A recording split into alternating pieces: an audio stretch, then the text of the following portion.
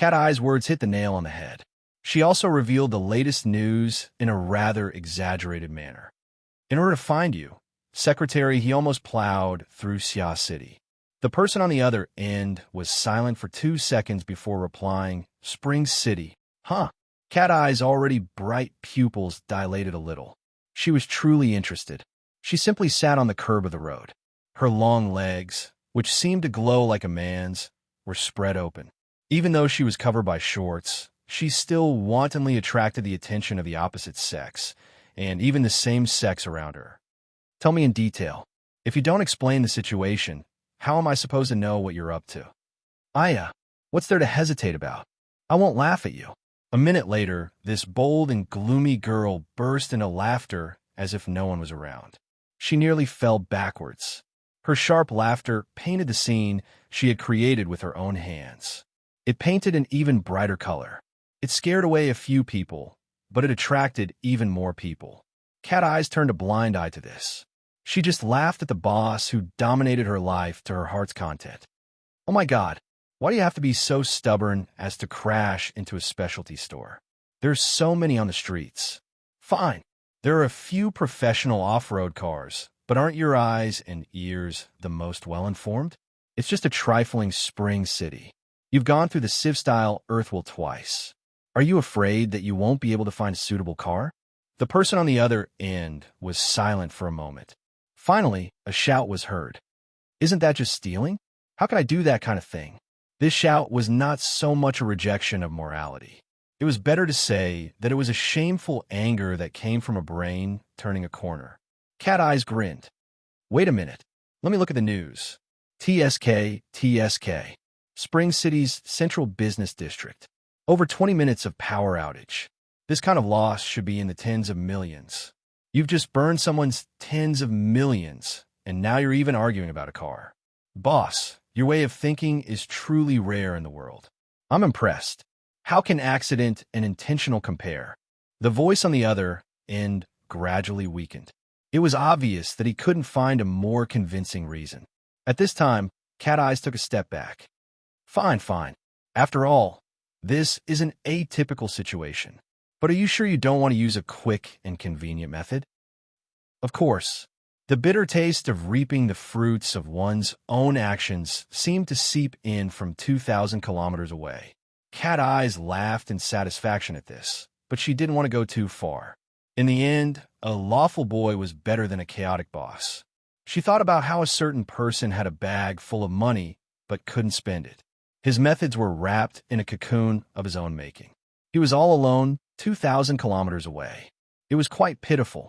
So, she generously offered a solution. Isn't it easy to spend the money? I'll send you an app. You install it on your wristband. I don't need to say more about the security measures. You can't do anything else, but you can still use it temporarily. The other side also felt relieved.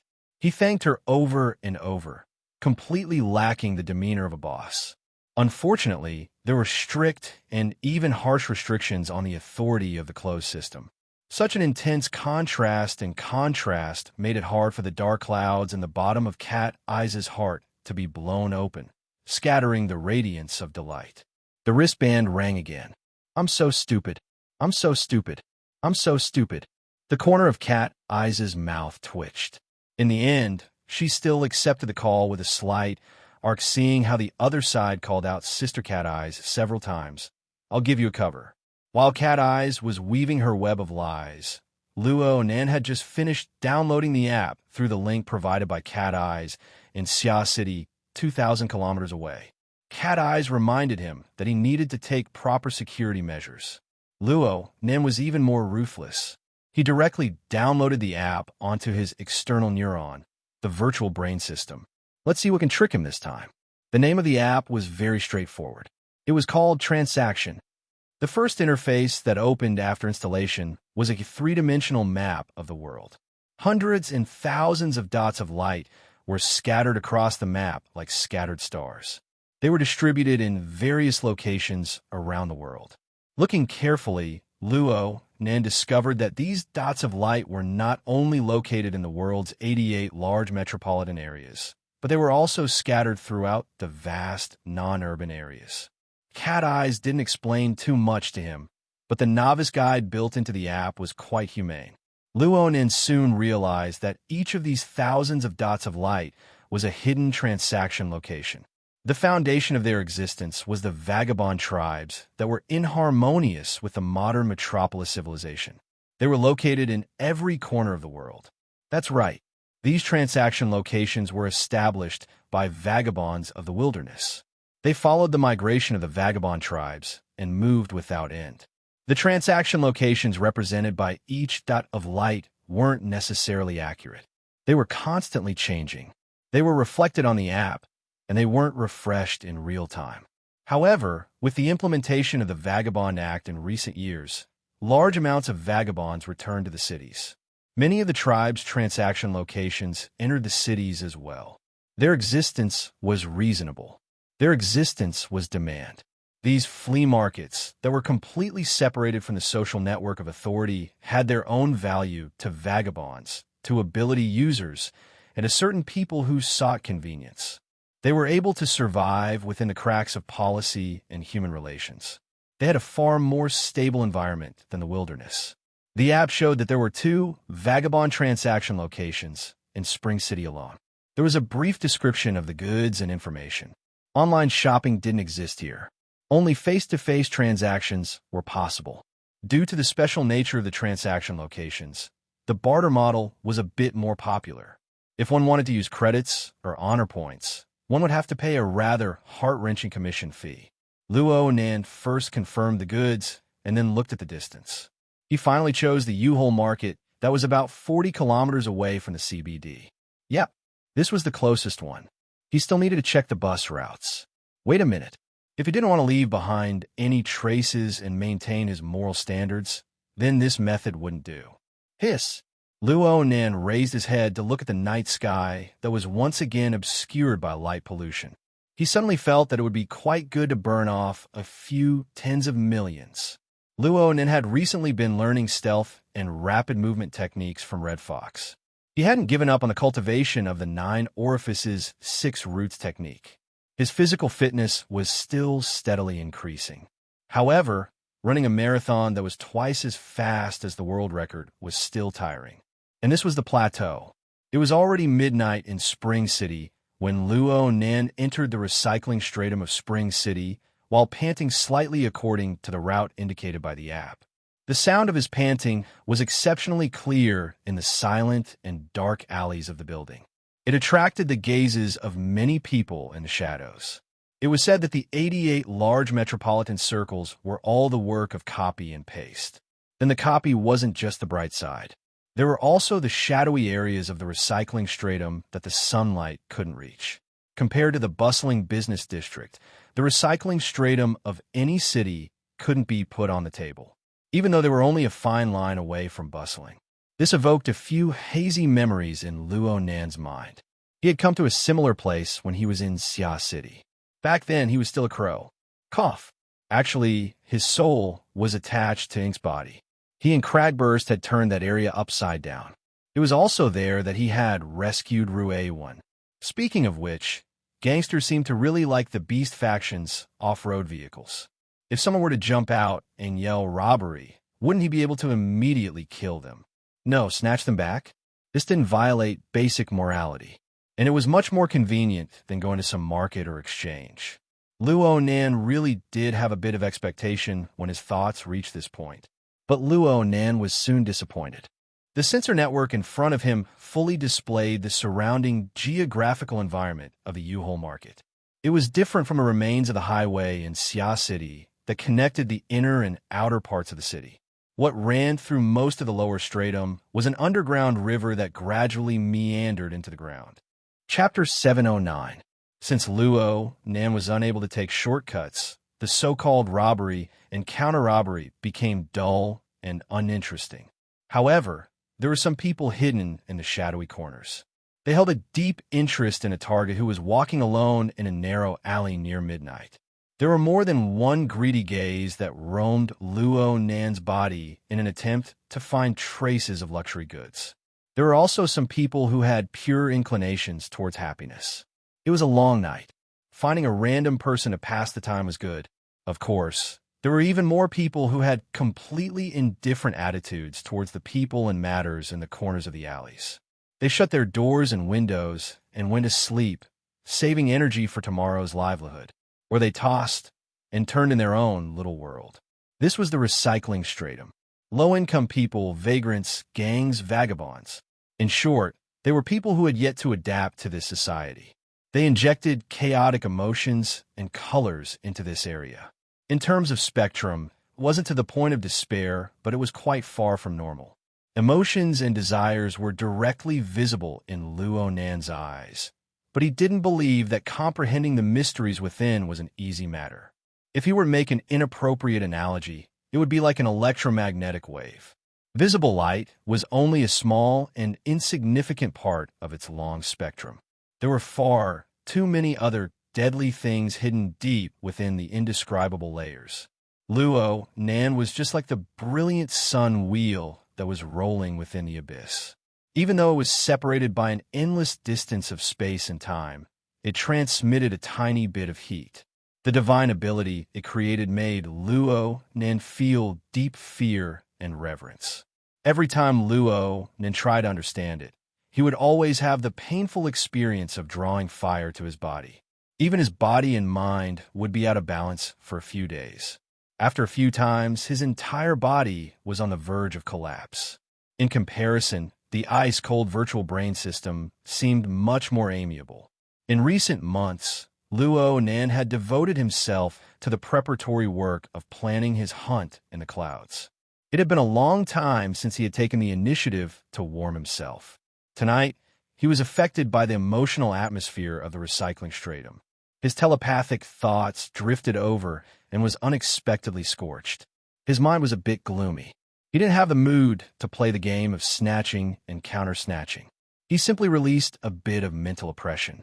It didn't have much lethality, but it was enough to make the brains of the people around him feel as if they were being pricked by needles.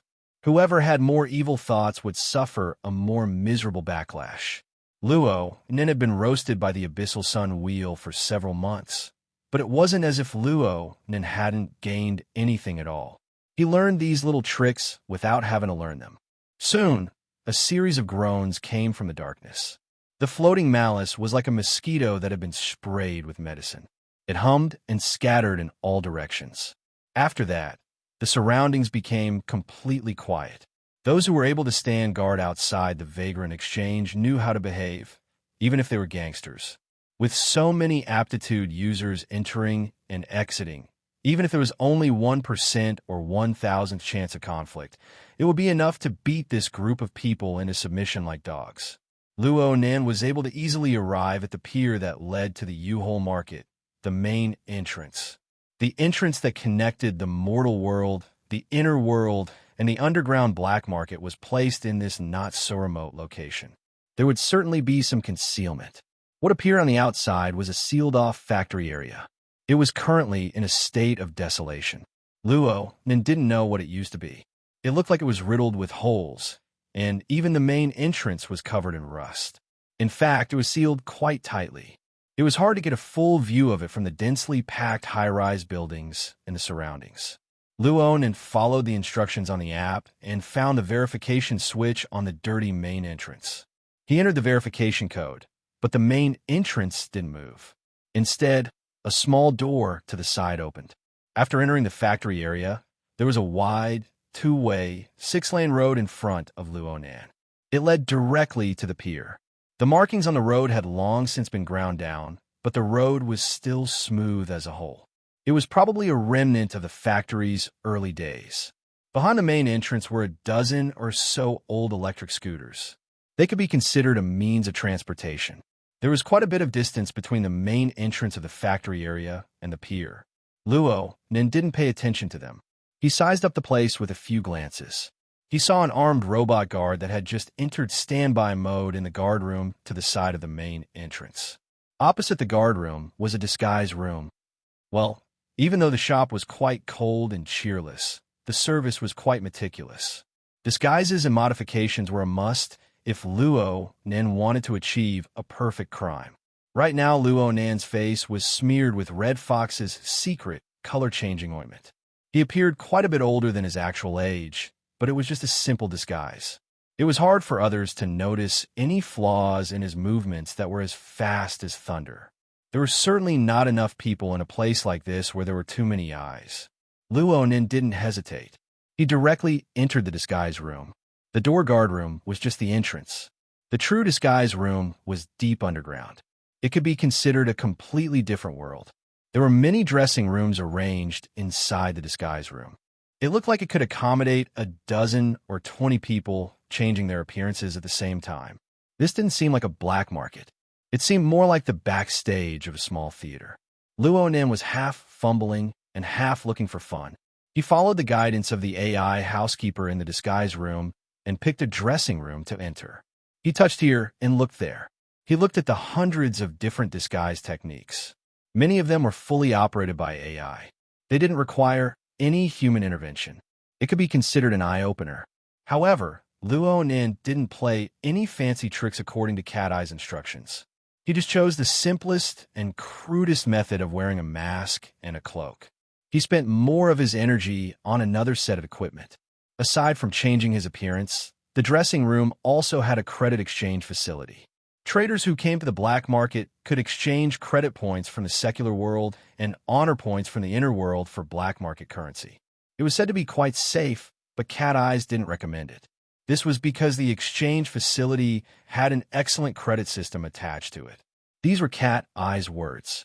Luo Nin held on to his curiosity and abandoned the currency exchange function of the system interface. He chose the credit rating to the side. According to Cat Eyes, one could obtain a credit loan through this credit rating. To be more precise, it was a free startup fund for professionals. The system required the trader to display their professional skills and use their ability level to exchange for a certain amount of money. This money was purely a gift. It was anonymous and didn't need to be repaid. There were no traces to speak of. Praise the Bo Lu who was willing to burn money. The system interface began to display basic options: fleshly side, mental side. Of course, Luo Nin chose the fleshly side. He had to disguise himself. The system clearly didn't possess the ability to distinguish between lies and lies. It easily let him pass. Next, it asked about professional skills. Luo Nin chose the mechanical design, processing, and assembly column from the long list. He had learned the basics of engineering from worker Zhai over the past half a year. He had also learned how to assemble, modify, and operate the exoskeleton platform. He also had the support of the virtual brain system. This was indeed the skill he could bring out the most in the secular world. According to worker Zhai's evaluation, being an engineer in their maintenance center was more than enough. The system seemed to place a bit more emphasis on professional skills. A new window immediately popped up after Luo Nin made his choice. The new window was actually a virtual work area. It displayed a perspective view of an oil pressure servo system that had been damaged by an external impact. There was even a set of virtual tools lined up next to it. What Luo Nin needed to do was to eliminate the malfunction, repair the damage, and let the servo system operate once again under a limited set of tools and time. You still use oil pressure? Such an ancient design? Luo Nin should rejoice. Worker Zhai's teaching style was more traditional, and his foundation was quite solid. He could still solve this problem. He picked a suitable option on the toolbar and was about to start when he suddenly realized something. Wait a minute. Didn't I just want to buy an off-road motorcycle? Why is it that long-distance running, disguise, and problem-solving are getting more and more complicated? He rubbed his head, only to touch the cloak he had just put on. This made Luo Nin chuckle. Who cares? He had nothing to do anyway. Instead of going back to sleep early, wouldn't it be better to go to the legendary black market and broaden his horizons? He tossed aside his distracting thoughts and concentrated on solving the problem. He quickly solved it.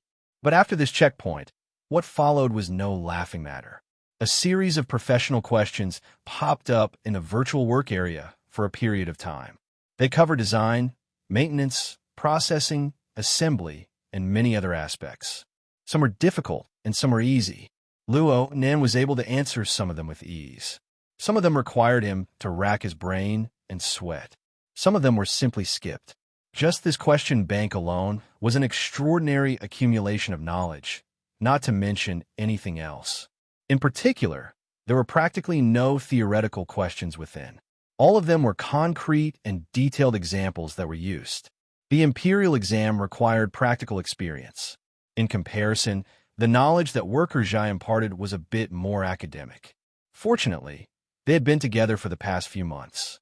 They had dismantled various exoskeleton platforms.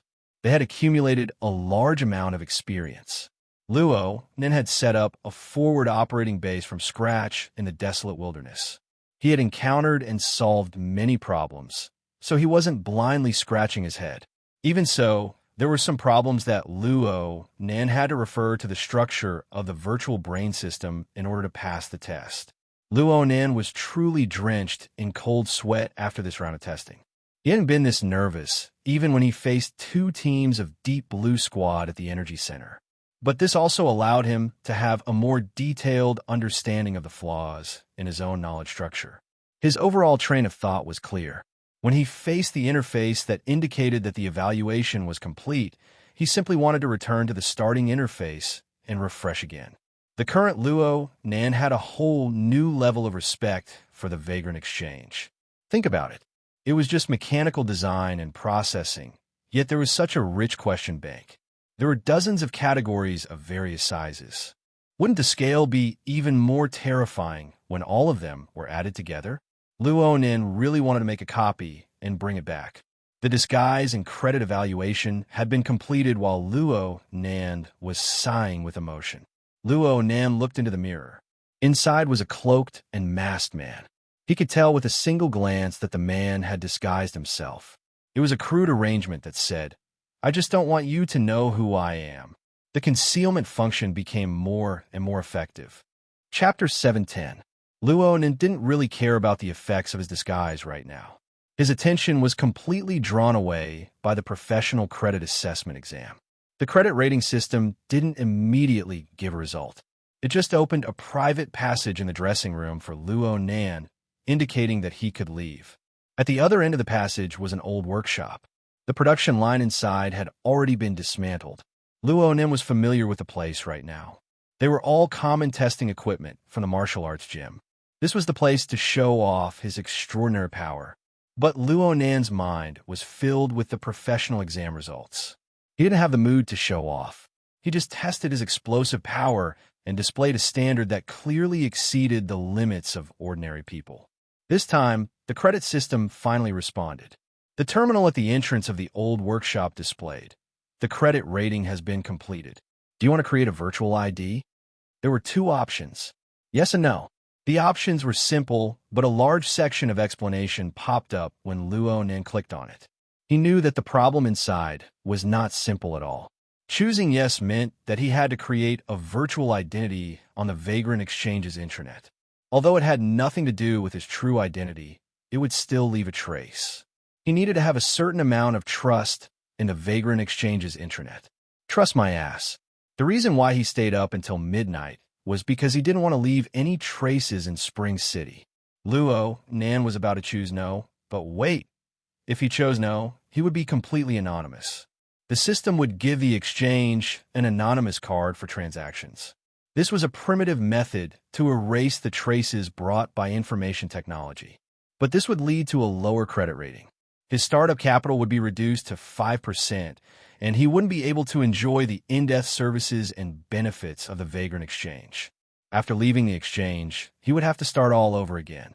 In other words, if he still chose the credit rating, he would have to go through all the evaluations again. Luo Nin slapped his terminal. Trap.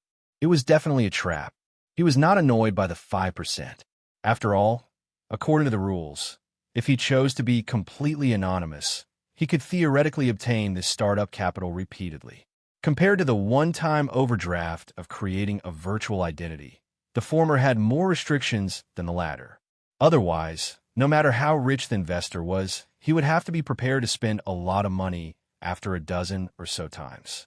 Compared to the startup capital restriction, Luo Nin was really annoyed by the order of the interface. If this option was placed at the forefront of the credit system interface, then Luo Nan and the vast majority of people who needed to conceal their identities would absolutely choose to remain anonymous without the slightest hesitation. They wouldn't care about the services and benefits. However, after the intense and exciting exam, just a little bit of anticipation would be greatly discounted. Later on, they would have to abandon their exam results and start all over again. All right, he was a little reluctant. Luo Nan threw a tantrum at the terminal, but in the end, he was unable to restrain his anticipation towards the real results. He grimaced in pain as he chose yes. His eyes were wide open as he jumped into the trap, but at the same time, he swore to himself, "If my identity is exposed because of this, I will sweep this place clean." The terminal bore Luo Nan's small emotions, but it still maintained its calm. The next interface popped up according to the prescribed order. Please set up a virtual identity ID. Luo Nan thought for a bit and chose the two words smelting furnace. This could be considered a summary of today's operation. Soon, he took out a simple and unadorned metal plate from the designated toolbox. This was his identity nameplate in the U-Haul market. The nameplate had a built-in chip. It could be read and operated on the terminal of the exchange. This money was bound to the virtual identity account. Not only could it be used in the local market, it could be used in the vast majority of vagrant markets around the world. However, this was tantamount to completely entering the credit system of the vagrant exchange. That virtual identity possessed more practical significance. There was always a feeling of giving up halfway. Luo Nan curled his lips and forcefully swallowed the fruit of his emotions. He focused his attention on the evaluation results. The terminal read the nameplate's information and displayed it on the display. Smelting furnace. Fleshly awakened. Intermediate mechanic. Startup capital of 328 points. 328 points? Was this considered a lot or a little? Just as this thought flashed through Luo Nan's mind, the display screen refreshed once more. Professional technical evaluation. 3609 in the mechanical category, top 40%. Overall evaluation, 60,763, top 50%. Startup capital is C file. Note, if you enter the top 500 in the professional evaluation or the top 5,000 in the overall evaluation, you can change your file to B file. The corresponding startup capital will be refunded. Oh my, there was still a follow-up. Luo Nan blinked his eyes at the display screen. On one hand, he wanted to understand the total scale of the vagrant exchange system and his own position among the professionals. On the other hand, he wanted to gain a deeper understanding of the Burn Money Scout and its tricks. Right now, it seemed that the startup capital itself was quite reliable. This wasn't a one-time deal. There were still upgrades to come. Of course, this was also a method to increase user stickiness. Luo Nan began to comfort himself.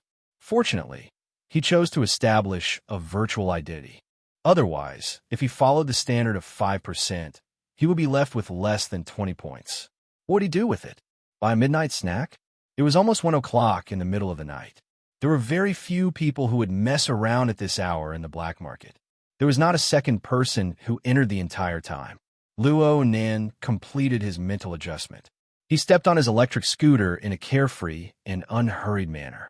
He rolled over the spacious asphalt road and passed through the spacious and empty factory area. He arrived at the pier a minute later. This place was still empty. There was only a terminal that could be used to swipe a card for verification. Luo Nan operated according to the rules. A sealed small boat floated up from the water's surface a few seconds later. It immediately opened up its cladding, revealing a narrow cabin that could accommodate 2 people at most. The automatic control system display screen at the bow of the boat lit up, displaying the winding route of travel. This was the transportation tool that led to the U-Haul market. Luo Nan boarded the small boat. The small boat started automatically the moment he sat down. It noiselessly tore through the water surface and moved forward at a pace that was neither too fast nor too slow. Luo Nan sized up the place with curiosity on the way. Sparse and scattered lighting seeped through the gaps between the densely packed stalagmites above his head. It was hazy and carried chaotic, ghostly shadows. Luo Nan could still faintly see the mottled colors on the rocks. The U-Hole market was located in the depths of a typical karst cave. The entire structure was divided into sections. There was a clear downward path after traveling several kilometers along the waterway. The buildings in the city grew more and more sparse, and the topography became more and more complex. A portion of the waterway even needed to be submerged in order to pass through. It was because of this that the small boat had a completely sealed cladding. It also needed to be used as a temporary submarine. The karst cave in front of him grew lower and lower. The falling stalagmites were about to hit his head. Luo then simply lay down. His gaze lingered on the stalagmites of all shapes and colors. The sensory network that came out ahead had already mapped the general situation of the area within a radius of 20 kilometers in his mind. There were hundreds of karst caves of all sizes. There were hundreds of thousands of stalagmites. The result of the direct reflection was very chaotic. It was like an enormous maze. Luo Nan closed his eyes for a moment. His cerebral cortex and central nervous system operated at high speeds, endlessly integrating the information received by the sensory network. He used the secret technique of overall planning to increase the efficiency of the processing, gradually stripping away the outer layer of the chaotic and useless baggage to form an even clearer roadmap. Well, it was still relatively simple. Luo Nen had been carrying out the reconstruction of the structure of his mental senses for the past few months. The source of power came from the depths of the cloud world, the misty labyrinth that made it difficult for him to move forward. The space-time configuration fragments danced before his eyes all the time like a sandstorm. They were randomly pieced together and combined together. There were even more repulsion and collisions. When faced with the tens of billions of configuration fragments, Luo Nan was unable to grasp the logic of the structure within. He was unable to figure out what kind of laws were there. His soul strength was without a basis. Most mental senses and interference were ineffective. Exploring the mysteries of the depths of the labyrinth was out of the question. Over there, Luo Nan had become blind with his eyes wide open. He could only toss and turn in an area with a radius of a few dozen meters. He slowly piled them up like building blocks, expanding the range. If it weren't for Rue 1, this little walking stick, 100 or 1,000 Luo Nans would have been lost until the end of their lives. Compared to the misty labyrinth in the clouds, the underground karst cave was far too intimate. Luo Nan only used 10 seconds to draw a concise and clear topographic map in his mind. Whether it was the winding waterway or the isolated and fractured topographic structure, everything was clearly reflected on the map. Next up was a matter of supplementing the details. Speaking of which, if he were to make a rubbing copy of this topographic map and sell it, how much money would it fetch? If he wasn't satisfied, would he want a similar high-definition version of the world map?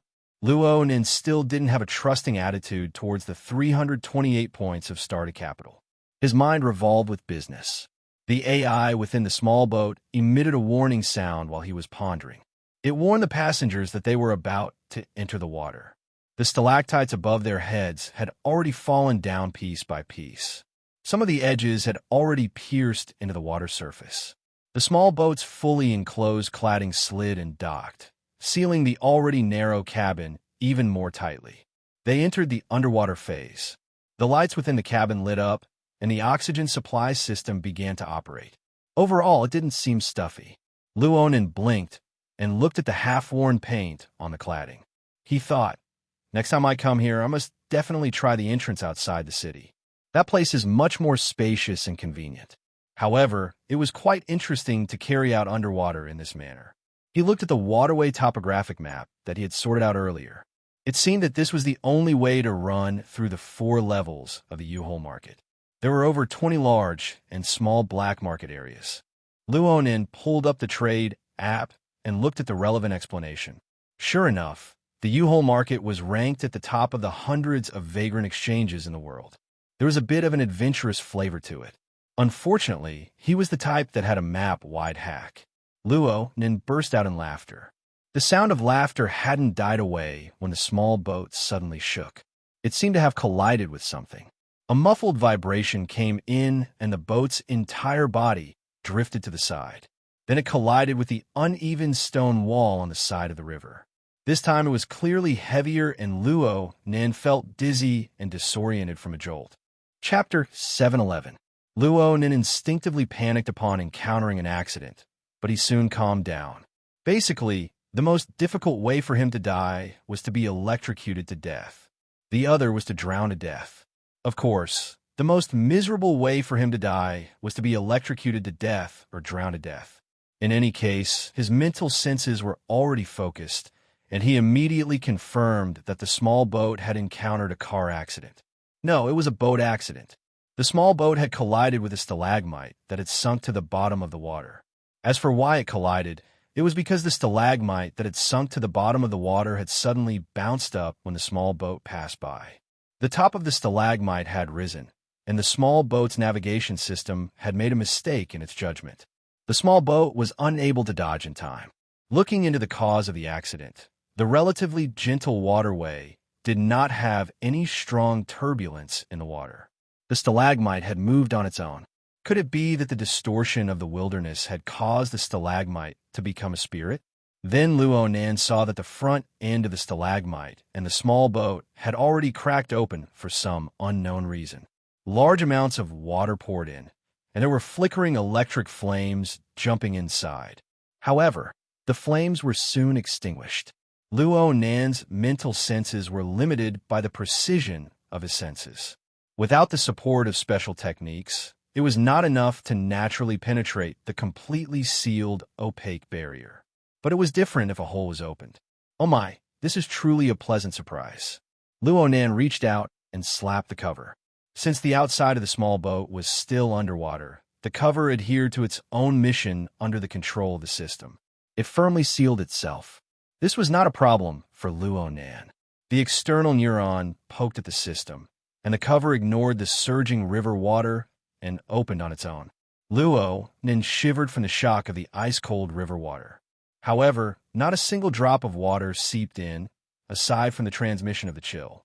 This was because he had utilized the condensation ring to fully control the water molecules, forming a thin and tough water membrane to protect the effects of his disguise. And so, Luo Nan followed the surging flow of water out of the small boat's cabin. The small boat had already moved forward a few dozen meters crookedly with the flow of water. He still needed to turn back. He hadn't deliberately practiced swimming, but the sensor network built on the foundation of the condensation ring made him very sensitive to the details of the flow of water. Coupled with his outstanding body coordination, he found a feeling after just a few strokes in the water. The water was turbid and dark, but it was as easy as reading lines on his palm. Soon, he came to the side of the damaged stalagmite that was jumping. He gave it a push without any hope at all. Sure enough, even if the inside was hollow, the weight was quite heavy. At the very least, Luo Nan had no way of dragging it away. Luo Nan looked at the glimmer of light that still flickered within the fissure. He said to himself, "It's up to your luck." His soul strength interfered with the external neuron, forming an interference wave that swept across the control system within the stalagmite. A second later, a crack appeared in the middle of the stalagmite. The water that was supposed to rush in was strangely turned back and churned, as if there was an invisible wall that could not be penetrated. It was under these circumstances that the door on the stalagmite was able to break free from the heavy water pressure for a short period of time. It opened normally, and Luo Nan saw the transparent environment inside. He didn't go in. The door was far too small. Even his immature body of a youth would find it hard to squeeze in.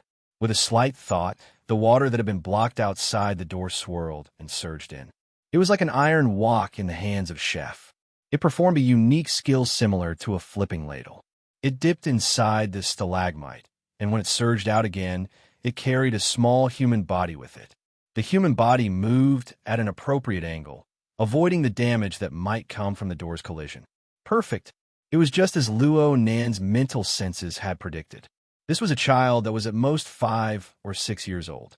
He was about the same age as the little bastard from Worker Jai's family. The child's face was already warped with panic and fear due to the series of unforeseen events. But even so, he still opened his eyes wide, doing his best to distinguish the surrounding environment after the series of unforeseen events. He was very different from his peers who closed their eyes and cried for their mothers. Let's go. Luo Nin grabbed the child by the back of his collar and turned around to chase after the small boat that had been washed several hundred meters away by the current. Then he saw the target that had sunk to the bottom of the river full of water, unable to rise again. This really was a sad story. Luo Nin shook his head and turned to look at the little fellow in his hand. Then he saw the pair of eyes that were doing their best to open wide. The premise for the little fellow to be able to do this was that Luo Nin had already used the condensation ring to filter the water, creating a breathing, aerobic environment. Perhaps the little fellow already felt that there was no need to worry about his survival, but he did his best to look over. His panic and fear began to settle, and his brows were still furrowed. He really did look like a precocious boy. If this wasn't the case, it would have been impossible for him to drive a small submarine disguised as a stalagmite through the waterway. In addition, this child's body, tonight was truly an eventful night. At this time, Luo Nin naturally forgot that he was the one who started everything. He was the legendary instigator of all this. Luo Nin walked forward in the waterway for nearly a kilometer before he finally left this section of the underground waterway.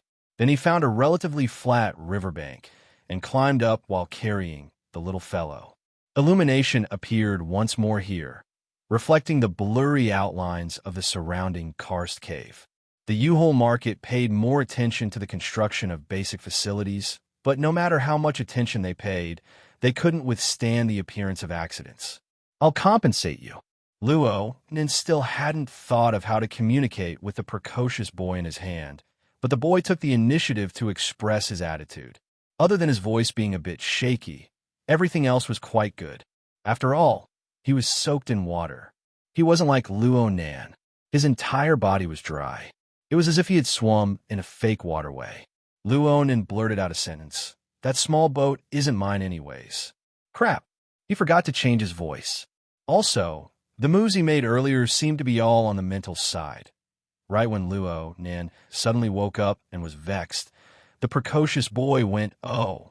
Then he actually didn't say anything else. Luo Nin turned his head to look curiously. He saw the little boy turn his head to size up the surroundings. Then he raised his right arm to look at the projected virtual screen. A detailed map of the karst cave's waterway was displayed on the screen. Fine. His plan to sell the map could be scrapped. Luo Nin sighed soundlessly. He deliberately suppressed his voice and said, "Do you know how to get there?" The little boy raised his head to glance at him.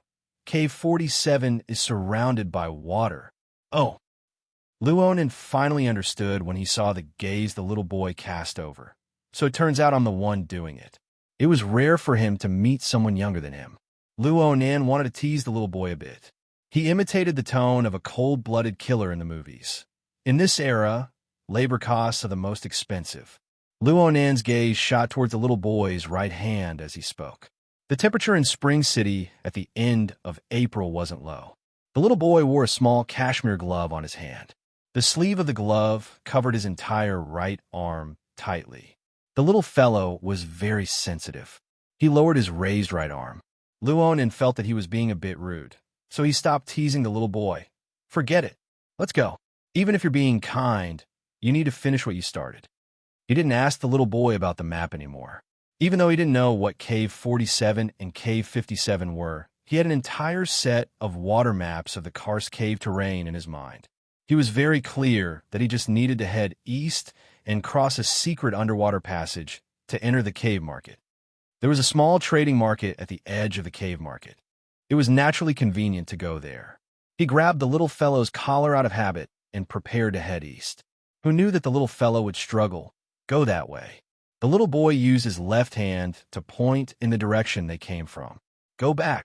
There's still a long way to go to the market. The return trip is even shorter. Are you bullying me for not having a map? Luo Nin was amused. He thought about the cause and effect of encountering this little boy, and a guest blurted out, "Kid, you didn't run away from home, did you?" "I didn't." The little boy firmly refuted. His round eyes didn't even blink. He had a clear conscience. He Luo Nen was just about to expose his lie when his sensory network captured a change in the river. He simply crossed his arms and didn't move. Then let's wait a bit longer. I have a premonition that the adults of your family will come looking for us soon. The little boy's eyes suddenly flashed. He clearly became nervous. His body still wanted to shrink back, but Luo Nan reached out and grabbed him by the collar. Luo Nan calmly sized up the little boy a few more times after locking him in place. He coughed twice, cleared his throat, and suddenly increased his volume. He shouted with abundant energy, "Hello. Is there anyone here? Help! There's someone trapped here. There's a child among them." The little boy was stupefied the instant Luo Nan shouted. He soon began to struggle violently. But how could he compete with Luo Nan, who already had considerable accomplishments in the fleshly body? Extending his arms and kicking his legs, twisting his waist, and shaking his shoulders were of no use. In the end, the little boy couldn't take it anymore. He let loose a torrent of curses. "You idiot! Do you want to die?" Kids these days really weren't cute. Luo Nin touched the hood of the cloak that covered his face. He turned to look at the little boy's flushed face and the fact that he couldn't continue after spitting out the profanity. He couldn't vent his anger and panic, but he didn't get angry for being offended. This showed that Luo Nin had a good personality. Forget it. Luo Nin didn't deny that the little boy and the people on the small boat sailing over from the distant waterway had their emotions suddenly fluctuate after hearing Luo Nan's shout.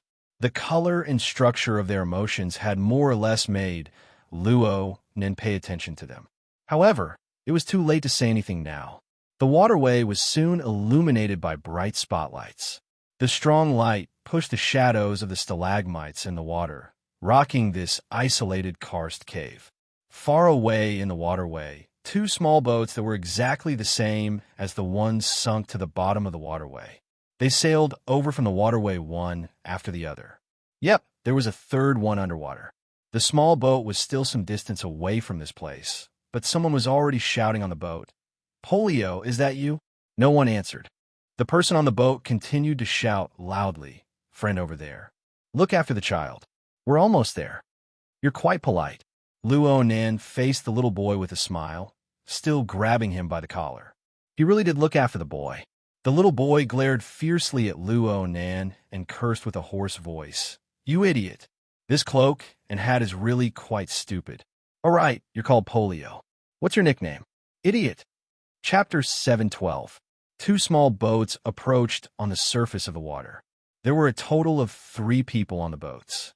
The muscular man in the lead didn't wait for the boats to reach the shore. He jumped ashore first. Under the dim light, his skin was dark, his face was full of stubble, and his eyes were shining. This was especially true when he saw Luo Nan carrying the little boy Polio. "Polio, are you okay?" The bearded man expressed his deep concern. Luo Nan deduced from Polio's previous reaction that Polio would spit at him, or, at the very least, struggle more fiercely. However, when the bearded man came ashore, the little fellow just hung his head and didn't say a word. Then, the bearded man sized up Luo Nan. He was a bit stunned when he saw Luo Nan's attire. Of course, cloaked men like this were not rare in the U-Hole market. After all, this was the vagrant exchange. Aside from the local authority dogs, there were also some vagrant criminals wanted by the Star Alliance Committee. The most important reason was that there were too many people coming here. They specialized in tricking people. It was best to be able to cover their faces. The bearded man immediately reacted. He grinned, revealing a mouthful of white teeth. He gave Luo Nin a cupped fist salute that was rarely seen in the outside world, but was quite common here. This was to avoid the awkwardness of shaking hands with people like the cloak man. "Friend, many thanks. This child Polio has been tormenting us quite a bit. Friend, you. My boat sank to the bottom of the water over there. It collided with the little fellow's submarine." "Really? Then I'm really sorry." Clearly, the bearded man knew how Polio had run away from home. His smile was a bit awkward. The little boy still didn't raise his head. He just greeted coldly, "Uncle Lewin." The bearded man laughed bitterly. "Polio, it's rare for your mom to go out. She entrusted you to me, and your Aunt Fun. Now that your Aunt Fun is sick, you can't be tormenting her." Polio said coldly. I'm not tormenting her. There's just a problem with the experiment. The bearded man smiled bitterly at Luo Nan. He had the feeling of helplessness and love from an elder. He seemed to be seeking Luo Nan's approval. But Luo Nan's expression couldn't be conveyed under the double cover of the cloak and mask. Well, no matter how stubborn Polio was, the adults of his family had come looking for him. He had to return. Luo Nan, this customer of the exchange who disregarded past enmity and acted bravely for a just cause, obviously needed to be well received. Both sides exchanged names. Luo Nan naturally referred to himself as a smelting furnace. No one here would care. The two small boats on the surface carried them back.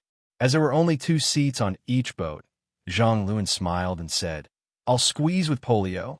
Brother Furnace, you take that boat. This was a very normal arrangement, but Luo Nan chuckled. Polio and I are the smallest here. It's most convenient for us to be together. Am I right, Polio? The boy looked up for the first time and only saw this silly hat blocking his line of sight. Half a second later, he nodded slightly as a tacit agreement. Zhang Luan was taken aback for a moment. Then he smiled and said, All right, I won't squeeze with you guys over here. X, I, and Z, take care of the guests. Another small boat sailed over and invited Luo Nan and Polio to board. Standing on the boat was a tall and thin young man. His eyes weren't big, and when he smiled, they became slits. When he saw Polio, he sighed and said, My little ancestor. Polio didn't pay attention to him at all. The 2 small boats set off. In the beginning, the young man, X, I, and Z, tried to communicate with Luo Nan and Polio, but the 2 of them remained silent to the end. They didn't communicate with each other, and the atmosphere soon sank. On the other small boat, Zhang Lu and spoke a few words from afar at first, but then he became silent when he saw the situation. Only the faint noise of the small boat's motors could be heard along the way. The atmosphere was quite unbearable for the rest of the journey. As for the small boat that followed them underwater, it didn't follow them back. Instead, it continued to move forward to the waters where the incident happened. It found Luo Nan's overturned vehicle and the submarine disguised as a stalagmite. It circled back and forth a few times, studying them. Luo Nan didn't care too much. He just switched back and forth a few layers of the sensor network. He looked silent and silent, but he wasn't idle at all. He didn't care if other people were having a hard time or not. They traveled along the winding waterway for another 7 or 8 kilometers before the core area of the Yuhol market was finally in sight. Luo Nan extended his head and looked at the chaotic and flickering area. His finger, which had been on Polio's collar, moved inwards and pinched him. You said it. You're letting me stay at your house tonight. Polio raised his head in surprise, but he was pressed down by Luo Nan. He could only let out a muffled groan as though he was admitting it with its Sundra attitude. On the other side, Zhang Luan smiled. It's not like we can't even find a place to rest here, Brother Smelter. It's nothing. We can learn from each other if we stay together. This kid built a malfunctioning stone shell. His nostrils are all the way to the top of his skull. If I don't show him my high standards, he'll think that the well is the sky. Zhang Luan asked, Brother, are you proficient in mechanical design? At least I'm a little better than most people. Luo Nan made up a lie. He turned to Polio and said, We're professionals. Don't forget to ask your mother to give me a discount when we go shopping. The small boat was docked at the dock. Luo Nan grabbed Polio and jumped ashore. Then he chose 2 electric hoverbikes and gave one to Polio. He stretched and said, After a long day, I need a good sleep. After a long day, I definitely need to have a good sleep. Only your place is secluded and there are not many people around. Besides Polio, Zhang Luan, XNZ, and the others looked at each other in bewilderment. Frequent customer? Why didn't they see it earlier? Zhang Lu and the others could no longer say anything to this cloaked man who was speaking incoherently. Their hearts were filled with bewilderment. XI and Z pretended to have a slip of the tongue and asked, Brother Furnace, did you come to our U-hole before? Oh, sorry. Luo Nan was natural and unrestrained as he said. He came here a few times, but it was anonymous. X, Y, and Z wanted to ask what was the relationship between Luo Nan and Polio. But Luo Nan had already led Polio forward on the hoverbike. He didn't show any signs of hesitation. Polio's mother's shop in the U-Hole market was quite large. It occupied a small karst cave that had been modified. It was located in a remote area, and it took some time to get there. However, Luo Nin led the way the entire time. The journey was smooth, and they didn't take any detours. Zhang Lu and the others were even more confused. They didn't say anything when they reached the shop. They left in a hurry with their heads full of doubts. After they left, Polio stared with wide eyes and asked, "Were you sent by my mother?" "Sorry, you're thinking too much." Luo then dispelled the boy's extravagant hopes. He didn't care about Polio's gloomy expression. He sized up the layout of the shop with interest. Just as he had observed through the sensor network, this shop was a repair center that sold mechanical parts. The layout of the shop was quite good, if he ignored the obvious signs of destruction. Luo Nan had long since set his eyes on the hand-assembled, wild-looking heavy-duty SUV behind the display window.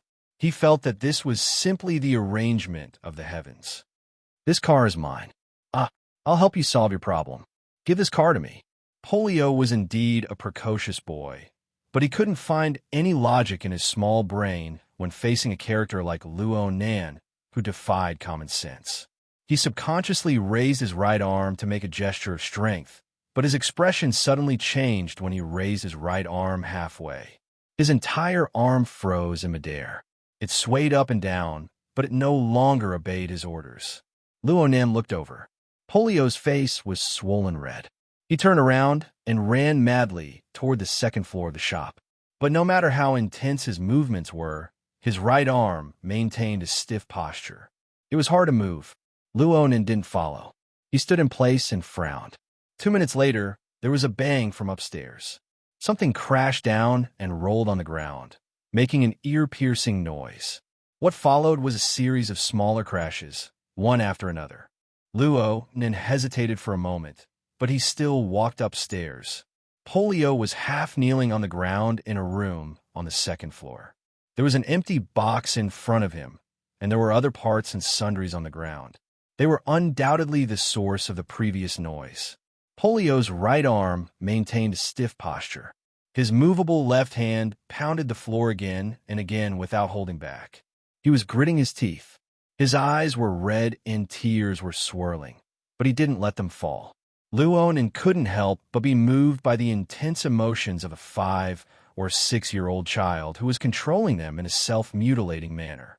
Polio finally noticed Luo Nan at the door. He subconsciously wanted to retract his arm, but he completely lost the ability to control it. He could only let it lie rigidly by his side. He didn't let down the sleeve that he had just rolled up, revealing a large portion of the skeleton with a metallic luster. Polio's red eyes met Luo Nan's hidden eyes behind the mask. He subconsciously wanted to dodge, but he quickly restrained his impulse and roared back with an even more unyielding attitude. "What are you looking at? Have you never seen a prosthetic before?" Luo Nan didn't speak, and he didn't deliberately avoid anything. Polio saw that he couldn't move Luo Nan, so he didn't waste any more energy. He bit his lips and used his left hand to tidy up the sundries on the floor. "It's out of battery, and the backup battery. I lost it. It's not a big deal. I just need to charge it." As soon as he finished speaking, there was a click from somewhere. Immediately after, the lights above his head began to flicker, and the relay protectors began to take effect. The problem was that in less than a second, true darkness rapidly expanded, filling the room, the storefront, and even the surrounding area. Polio was stunned on the spot. He allowed the darkness to swallow him. Only the sound of his intermittent breathing could be heard in the room. Polio's left hand pressed against the sharp edges of the sundries on the floor, allowing the real pain to be transmitted to his brain. It was a stark contrast to his heavy right arm. He forcefully bit his lower lip and controlled his breathing. He didn't want to lose face in front of that mysterious fool. But this darkness was pitch black and didn't allow light to pass through. It was like a thick blanket draped over his body. It was a little warm, like a mother's blanket. It wasn't shameful to cover Dowdu with a blanket. The hot little Dowdu finally rolled down from his eye sockets, and streaks of tears were drawn on his face. Polio didn't forget to maintain his manly dignity. He spoke forcefully so that the fool could hear him clearly. If possible, he wanted to let those unscrupulous creatures hear him. Chapter 7:13. Who cut off the electricity like it was on fire? About a few hundred meters away from Polio's shop, Zhang Luan's footsteps were so quick that he almost kicked the door open.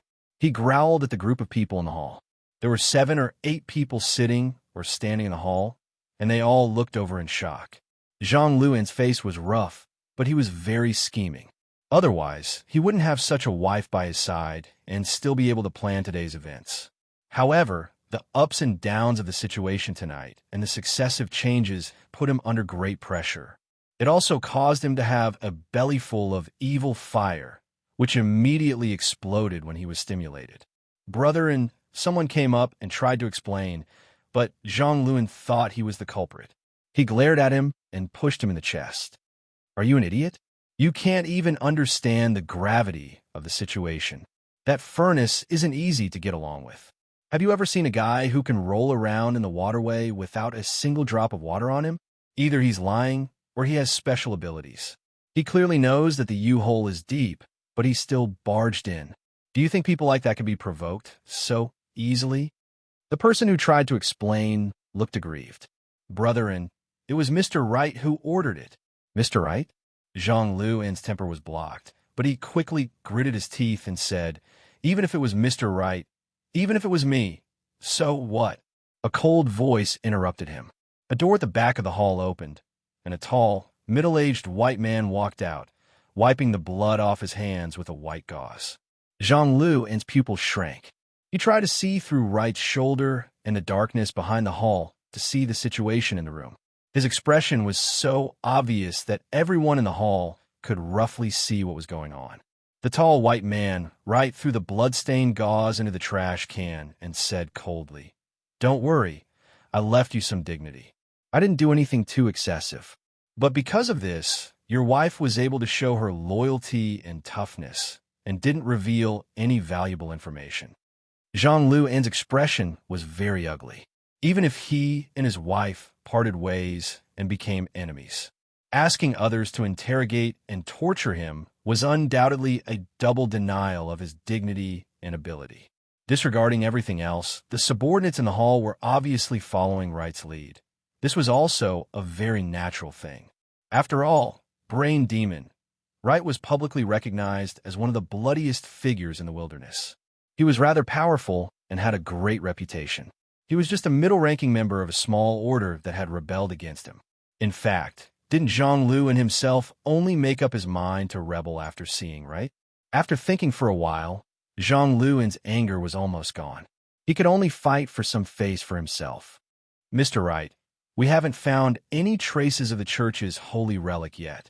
That bastard is a very important bargaining chip. Now that a cloaked man suddenly jumped out, it's really not suitable to take drastic measures before we figure out his identity and stance. It was already bad enough when we searched the store. If we aggravate the situation and cause a conflict, we won't be able to get any more clues from Wu Jun. Mr. Zhang, I think you have a tendency to exaggerate Wu Jun's and your husband's willpower. Wright's grayish-blue eyes stared straight at him. You have to understand that a person's willpower is just an illusory bubble in front of instinct. People can keep secrets only because the willpower bubble hasn't been burst or because they've made some cunning coding programs for their thoughts. These methods are not a problem for us. Zhang Luan opened his mouth to say something, but he was interrupted by Li's hand. The reason I agreed to your shoddy plan, other than demanding a perfect result, is that Spring City is currently in a very sensitive period. It's not suitable to make any big movements. But didn't you notice that the cloaked man was playing with you from the beginning to the end? At the same time, he forced himself to add drama. He has a strong desire to show off, even if it's a shameful face. This is a happy offender, a typical troublemaker. With him around, your arrangements against that little bastard are meaningless. Happy offender? You're the A-level felon wanted by the Star Alliance Committee. Okay, what do you mean by demanding perfect results? Isn't it because you're the one who can't see the light of day? Zhang Luan tried to remind him. But if we provoke him like this, won't we make a bigger move? Also, we don't know his background. What if he's a super troublesome guy? That depends on luck. Wright smiled. I think you're lucky. If he's a trap left by Wu Jun, and if he's a troublesome, strong guy like you said, you'd have been swatted to death like a fly the moment the power went out. Since you're here alive, that person's strength shouldn't be strong enough to break through the situation. For safety's sake, no matter how much stimulation he faces, he'll probably endure it or wait for a chance to escape. Protecting that bastard is the first priority, and we can set up the trap here.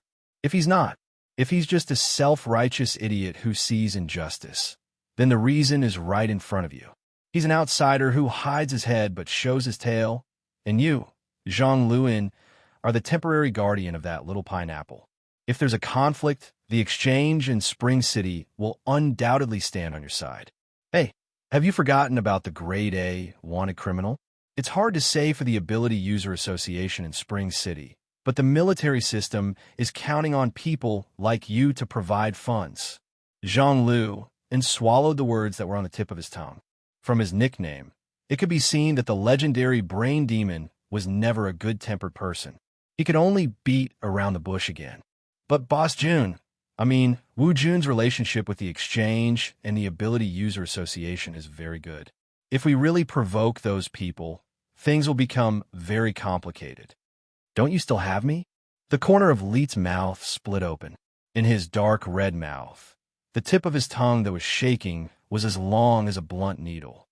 What I want to do is work with my children to shut up those disobedient fellows in time and prepare a delicious meal at the same time. The interior of Polio's shop was pitch black, but the precocious Polio didn't shed Lil P. He widened his eyes and looked at the energy bar of his multifunctional mechanical arm that was slowly but visibly increasing. At first, he thought it was an illusion. After all the power sources in his house were useless. Wires, wireless charging, and other devices were meaningless. However, the charging motion under his eyelids was still progressing steadily. He moved the mechanical arm of his right hand slightly.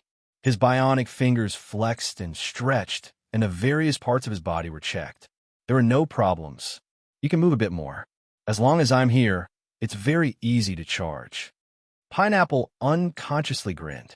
He found it hard to suppress his excitement. Silly, you're too awesome. All right, I'm really quite silly. I ran a marathon and an hour of tests just to help you charge. What was I thinking? Pineapple was slow for a moment before he finally came to a realization. Sorry, you're called Electric Furnace, right? I understand. You deserve to be tormented by others. After accompanying Pineapple through the initial excitement, the little boy's feelings toward Luo Nan were completely different. However, compared to the emotional changes, the process of accumulating electricity seemed to take a long time. Luo Nan's electromagnetic configuration was like killing a chicken with a butcher's knife. However, he was still unable to change the physical properties of the power source. He still needed to have the necessary time. The topic naturally extended from the mechanical arm to explore the source and cause and effect. Of course, this was a sensitive topic. In the past, Pineapple would have been unwilling to talk about it. But now, his mood was on a roller coaster. He had seen worse situations, so he was more or less desensitized. The continuous injection of electricity washed away the haze in Pineapple's mind. It gave him more courage to talk about everything to his new friend. The little fellow opened the hollow chamber on the upper part of the mechanical arm. Here, this is my arm.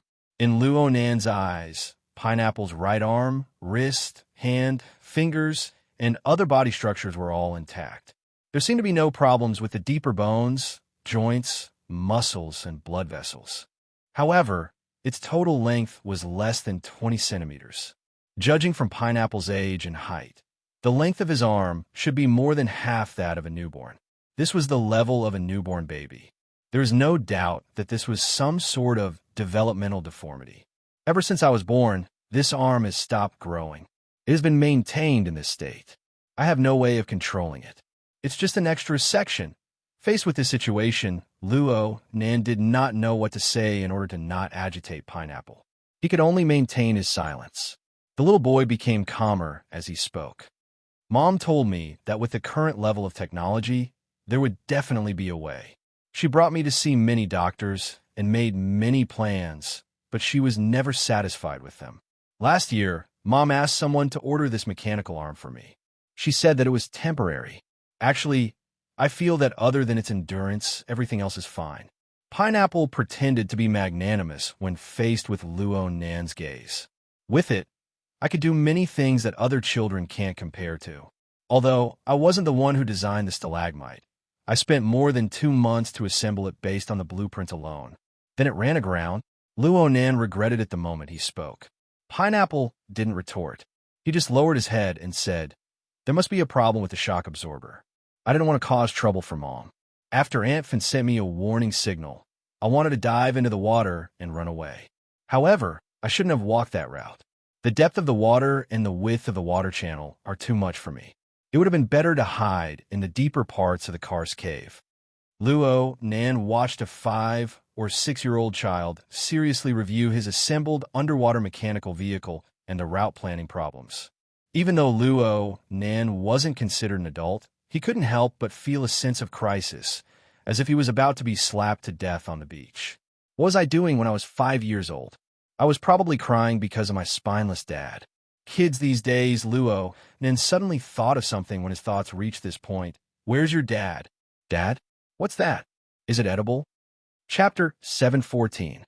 Polio was young, and he had been tossed and turned for an entire night. His mood had changed drastically, so he unconsciously lay on the floor and fell asleep halfway through the charge. Even though he was fast asleep, he still half-hugged the cold and hard mechanical arm to his chest, using his body temperature to warm it up. This position was not too comfortable, so the little fellow's brows were constantly furrowed. Occasionally, he would even move his body. Luo Nan was not sleepy at all. He sat cross-legged in the darkness, watching the little boy beside him. His mind was still filled with the emotional stirrings that arose from this. There were also chaotic and distracting thoughts from his rhythm and plans that had been completely disrupted. The underground karst cave was quite stuffy, especially after the blackout. The equipment had stopped working, and ventilation was a problem. Luo Nan felt very uncomfortable. Luo Nan grabbed the thick and heavy cloak to give himself a gust of wind. His fingers made contact with his chest as he rose and fell. The sensation was soft with a hint of hardness. His chest swelled up slightly, forming a clear contrast with the surrounding muscles. Luo Nan was stunned for a moment. He immediately recalled that this was the biochemical reactor. The biochemical reactor had been remolded. After his somatic cells were initialized by the arrangement of tinder within the furnace, they were transformed into fully functional stem cells that proliferated and split. In a certain sense, it was already a part of his body. It was his external organ. There would be no difference even if he took it and sliced it. In comparison, the other artificial muscles that were produced by the biochemical reactor were constructed together with the exoskeleton armor. Their structure was based on Luo Nan's stem cells, and they were modulated according to the formula. The structural strength was similar, but it was more suitable for electromagnetic configurations. Reality proved that Luo Nan's physical strength was a bit lacking. At that time, he had used 2 portions of the substrate to create an electromagnetic muscle membrane structure that was far larger than the furnace body. However, when it came to actual combat experiments, he had only created a paradigm before everything was blown to smithereens. Only the biochemical reactor remained. It enjoyed the same safety mechanism as Luo Nan's main body. The biochemical reactor's various functional areas had already been restored, and its volume had increased by a bit. It was embedded in the juncture between his chest and abdomen, like a demonic insect that had pierced into his flesh and bones. Luo Nan used his fingertips to poke and prod at the biochemical reactor. These were all subconscious movements, and he used this opportunity to organize his thoughts. After a moment, he finally had a clear plan, and the inside of the biochemical reactor correspondingly changed. Luo Nan waited for the corresponding functional areas within the reactor to start operating. He extended his hand and touched Polio's deformed and undeveloped arm with his fingertips. He didn't make any other movements, but a collection tube originating from the biochemical reactor did a slight extension. It collected a bit of Polio's skin tissue and stored it in the storage area. This action was almost exactly the same as what Li Yiwei and Rin Shi had done earlier. However, the two of them were collecting the special secretions of a mutated human. Luo Nan just wanted to collect a bit of pineapple cell tissue for an experiment. He was thinking that the biochemical reactor's tissue regeneration technology was exactly what Polio needed. Luo Nan couldn't be considered a philanthropic person, but since he ran into her, he would obviously help if he could. Unfortunately, after a short period of analysis and experimentation, the virtual brain system gave him a disappointing result. Indeed, the biochemical reactor could rely on the arrangement of the furnace and a special formula to realize the initialization of somatic cells. Through the absorption of energy and nutrients, the cells could undergo rapid fission and multiplication, forming body tissue that was no different from the main body. It could even mutate into a special creation like the electromagnetic muscle membrane structure. However, the premise of all this was the ownership of the biochemical reactor and the control of the tinder.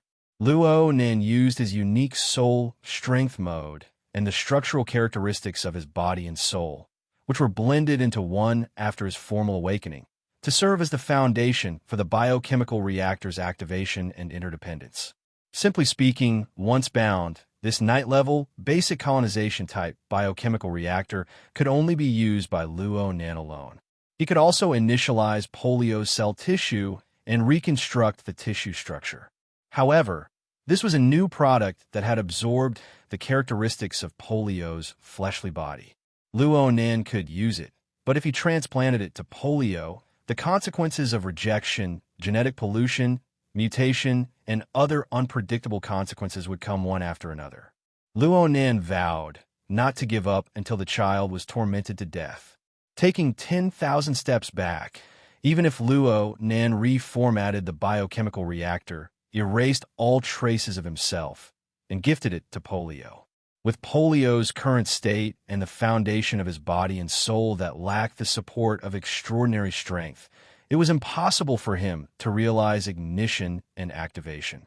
The strong always inadvertently possess something, and vice versa. Luo Nan spat out a mouthful of turbid air. He temporarily gave up on the idea of borrowing the biotech of an unknown civilization to treat Polio. Let's return to a more realistic level. That fellow with the vicious nickname was sharpening his blade, preparing to turn him into reserve rations. Brain demon? Who's that? Luo Nan had a good habit of asking his secretary if there was something he couldn't decide on. He once again opened up the closed system network. Now that he had to hide from Sister Yuan, the only person he could consult was Cat Eyes. What brain demon? Cat Eyes answered a few calls before arriving at Gear on the north bank of Acumen College in the middle of the night. She was yawning, wanted to take a nap.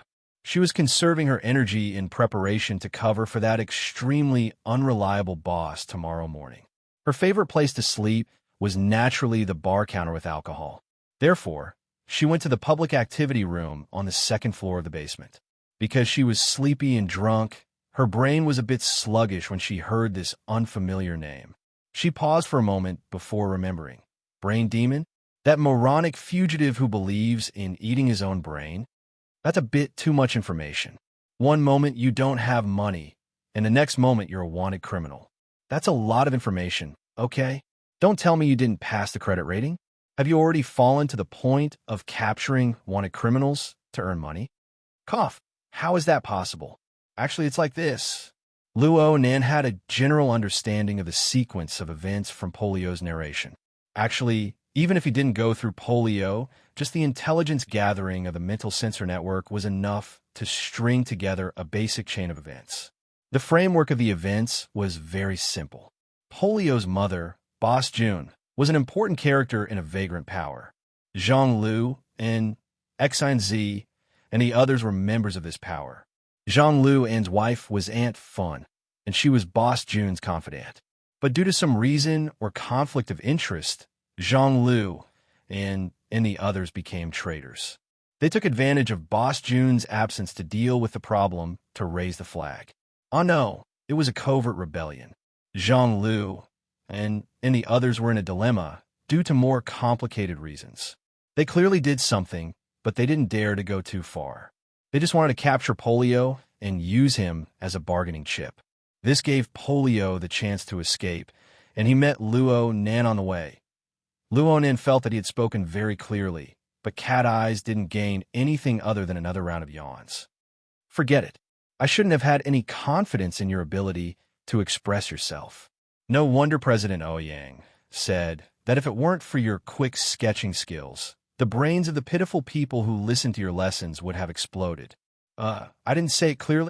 You should be involved in the conflict between the powers of the vagrants of the wilderness.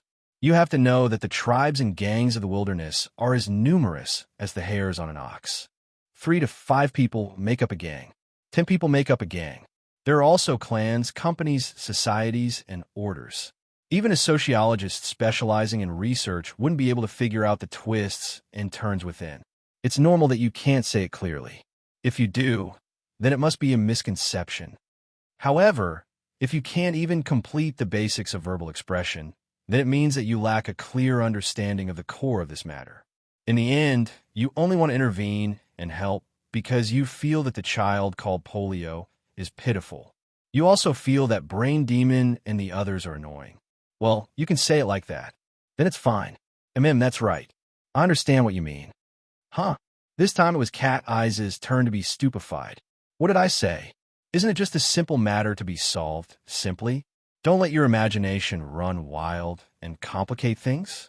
Don't worry, I understand. A fall into the pit, a gain in your wit. I definitely won't repeat the mistake I just made. Cat Eyes pressed her forehead against the bar counter. This bro was letting himself loose outside. Had he even lost his ability to understand? Luo Nin obtained the answer and didn't say anything more. His consciousness shrunk into the depths of the closed system network. Cat Eyes drank too much wine. She had a toothache. She also had a bad premonition. The matter was heading in an unpredictable direction. She suddenly thought of an unverified rumor. Wait a moment. That Brain Demon is a world-renowned master hypnotist. It's said that he can control mutants. Moreover, he has close ties with some powerful organization. Otherwise, he wouldn't have lived for so long. Understood. Understood your ass. Cat Eyes thought of the storm that could arise 2,000 kilometers away. She would likely be in a mess if she joined forces with it here. She just wanted to soak her head in a wine jar. Just as her entire body was powerless, she suddenly sensed something. The chair beneath her body spun around, propelling her body to face the person who just entered. Huh? Secretary, are you tired of being a secretary? Are you a spy? The person who came in was Wayne. She was a lone figure, appearing noiselessly in the public activity room. Her expression was solemn. She was serious in speech and manner. She could really scare someone sick in the middle of the night. Good evening, Cat Eyes. There's no need to greet me so formally. Actually, it would have been bad if it was just a little bit closer. Speaking of which, what's the matter? Didn't you just make a call? It's about Mr. Luo. He's not even here. Is there a need to be polite? Wayne wouldn't change her habits and cultivation just because of a few words from someone else. However, since she was personally here, she didn't beat around the bush. She went straight to the point. Mr. Luo has become quite headstrong recently. You know this. Cat Eyes blinked. The boss is headstrong. Can a secretary complain? Wayne didn't resist the joking title of secretary. Instead, a faint smile appeared on her solemn face. I haven't been taking advantage of my duties recently. It's mostly because I can't keep up with Mr. Luo's tempo. What tempo does he have? He's testing the tempo of the world. Chapter 715. In Xia City, it was around 4 o'clock in the morning. Some early morning trainers were already on the streets. But at the same time, it was also the time when people were the most tired. For example, Cat Eyes had soaked in alcohol and a pile of vexing matters for most of the night. She also had to deal with Vice President who was famous for being shrewd and capable. She felt extremely tired. When a person was tired, They lost their patience, so she didn't want to guess the deeper meaning of He Yuan's words. She only curled her lips and knocked on the table. Get to the point. He Yuan did not mind her attitude. She was no longer as serious as before. She walked to the front of the bar and sat down on the high stool next to Cat Eyes. She casually picked up a cup and played with it. How can there be an important point in the world? Actually, I came here on a whim to find someone to chat with. Cat Eyes raised her eyebrows. Oh my. The problem becomes serious the moment the leader starts chatting. He Yuan laughed again. Cat Eyes, you've been in good shape lately. Which eye of yours sees that I'm not bad? You can call it judgment. At most, in another month or two, we can see the architect. Cat Eyes blinked her eyes. I'm not the one who wants to ascend. Yes, the growth of supernatural powers is often like natural development. It's just that it doesn't grow from a baby to an adult. Rather, it struggles out of its mother's womb and opens its eyes to see the world.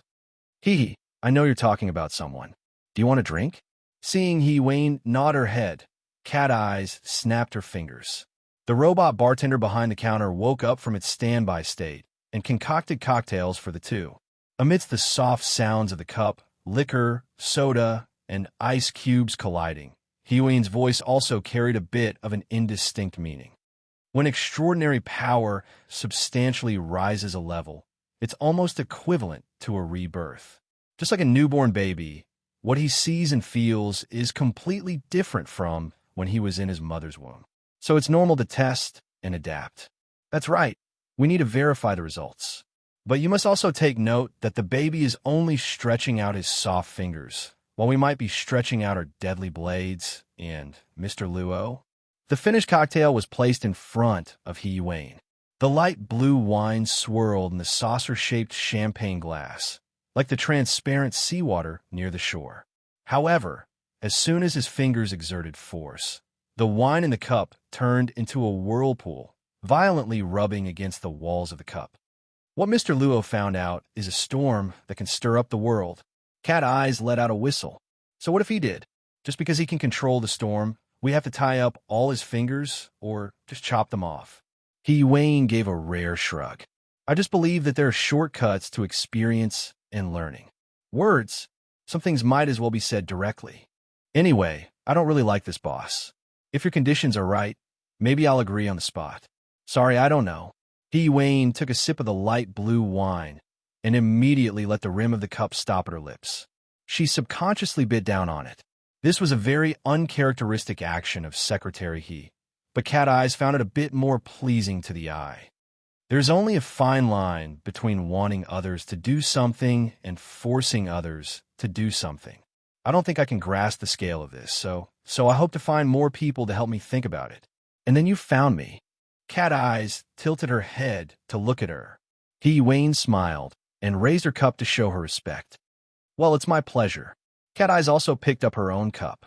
As an unfortunate person who has already been swept away by the storm, do you want to hear the truth from me? Please speak. Cat Eyes drained the cup of strong wine in one gulp. She borrowed the hot and spicy energy that rushed down her throat and into her brain to laugh heartily. Those unfortunate people who are about to be swept away by the storm. Welcome. To be swept away by a fellow like Luo Nan serves you right for being unlucky. Don't forget to thank me. In the end, the laughter from 2,000 kilometers away could not reach Spring City. It was impossible for the living beings here to receive the messages filled with schadenfreude. This was especially true within Zhonglu and store in the Yuhol market. The sounds of discussion in the great hall outside were clamorous. It was necessary to close the door in order to keep the inner room quiet. An unplanned flaw had appeared in the operation. Everyone felt uneasy in their hearts. Compared to the people outside, the people in the bedroom unconsciously stood in a more central position. They played a more important role. Within the entire store, the only person who had lost her freedom was Lady Yin Fun. Right now, she was lying on a bed. Her entire body was stiff, and her breathing was weak. She wore only a thin layer of clothing on her body. Many parts of the clothing were dark red and glued together. She looked weak and miserable. In front of the bed, Wright slowly and methodically put on a pair of sterile gloves. I don't like bugs. Their way of thinking is completely different from ours. However, the mutant types of insects are the most abundant in the wilderness. Many functions can be found from their bodies. For example, the one that will appear next. I call it the treasure bug. It can secrete many kinds of pheromones. It doesn't matter what effect these pheromones have within its race. We only need to be concerned about what kind of effect it will have on the state of the human body and mind. Wright put on the gloves, and his 10 fingers flexed a few times. He was like a strict doctor.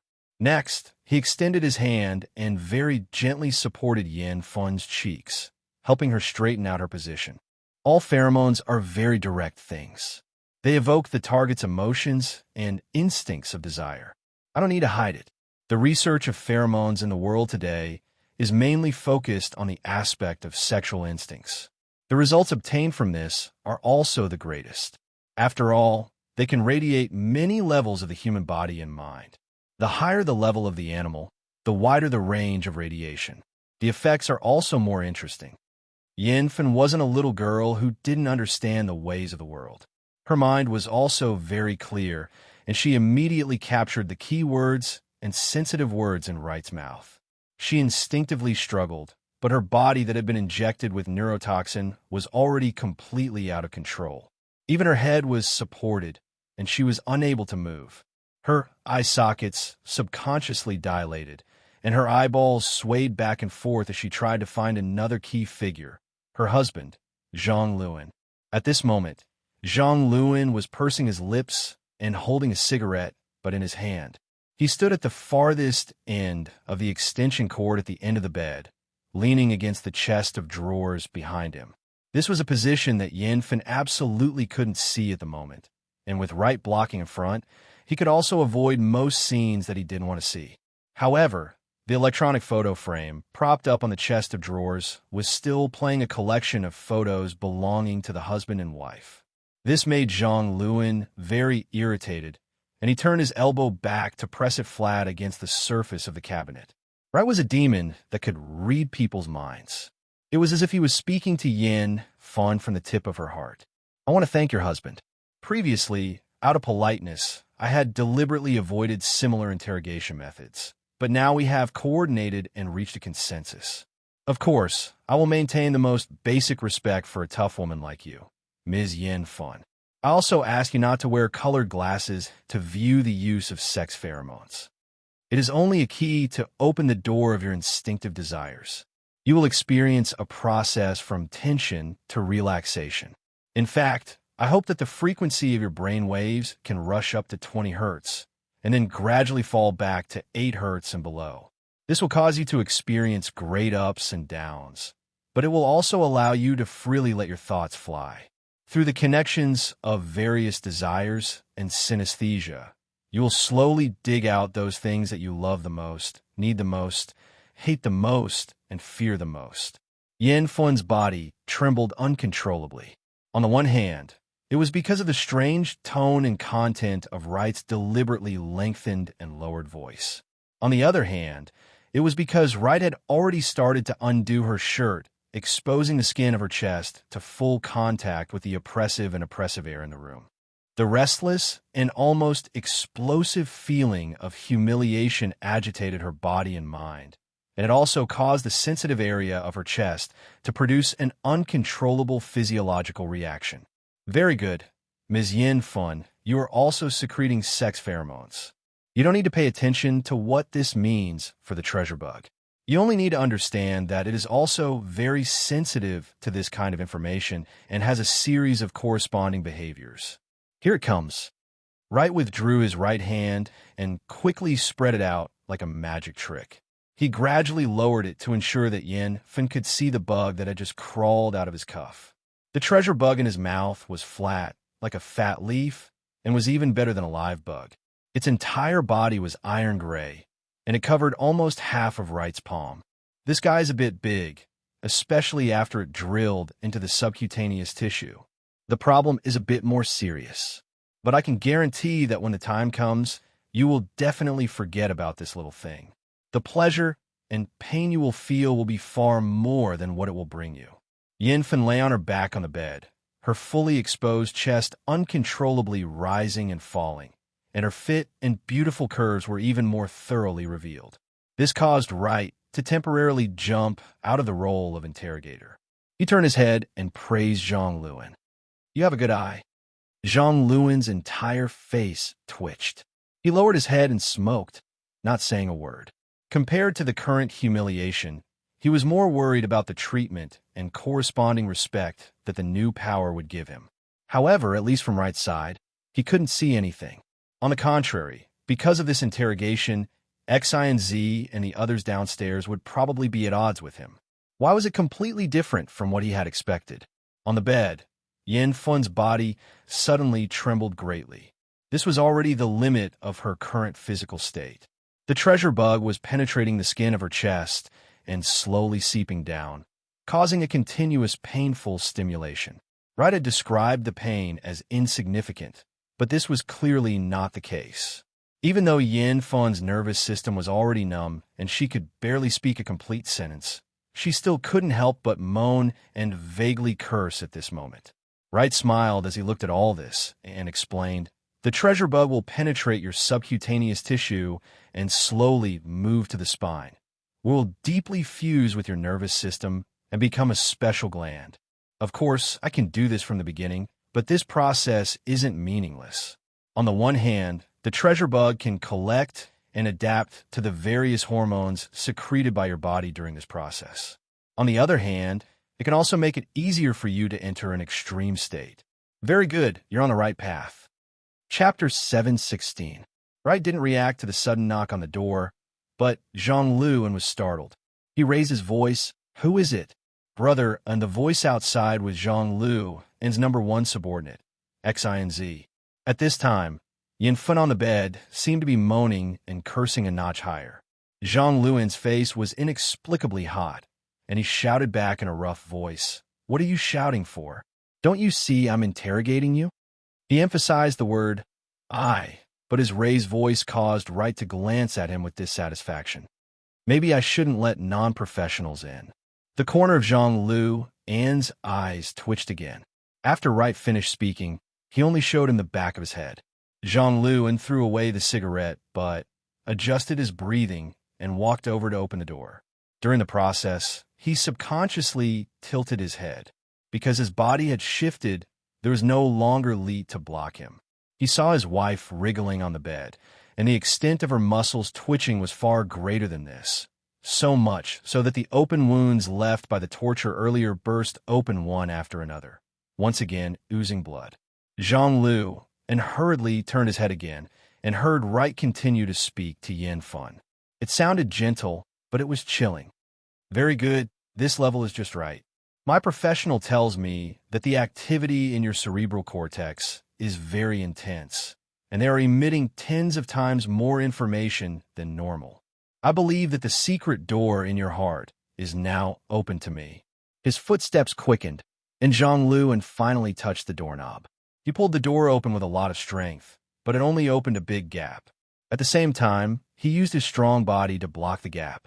He stared at XI and said in a strict tone, "What's going on?" XI's expression was also quite serious.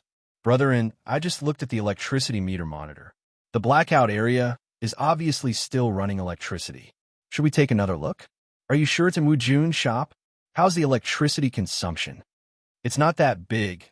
Zhang Luan was indeed listening to XI, but his current brain circuit was obviously not suitable for in-depth analysis. Wright's slow voice in the room was like a knife repeatedly grinding on his ear mold. "I don't mind telling you another little piece of information. In your current state, the taste of brain juice is not good. There's too much seasoning in it, so I'll give you a chance to digest it. What you need to do is to strive for a small chance of survival during this period of time. You should do your best to obey me, please me, and tell me everything you know. Of course, you should also trust me and believe that this little fellow is a very sensitive control center and can almost perfectly repeat all of my commands." "Why did you say almost?" "This was because the orders given to it would occasionally conflict with its instincts.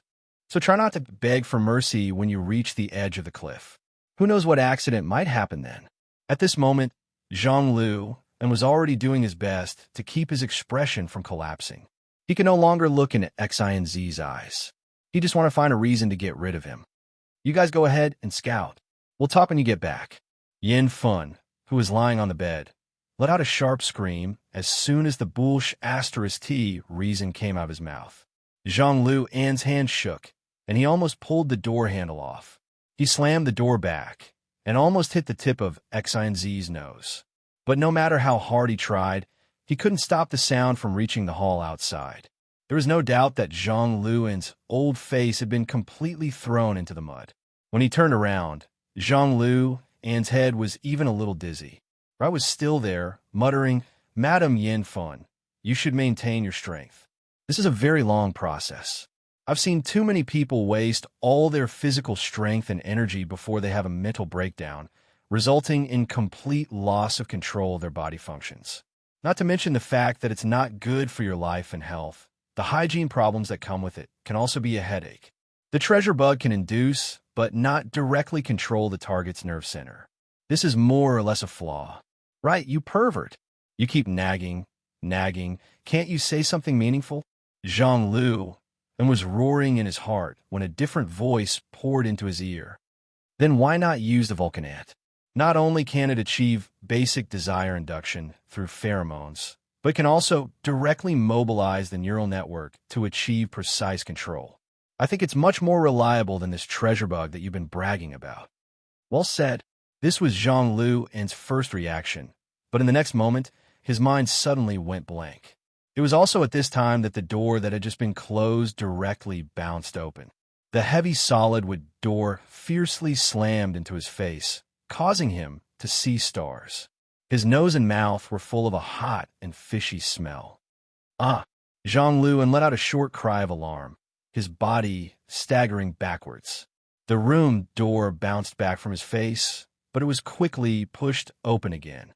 Accompanying it was Xinz's long and thin body.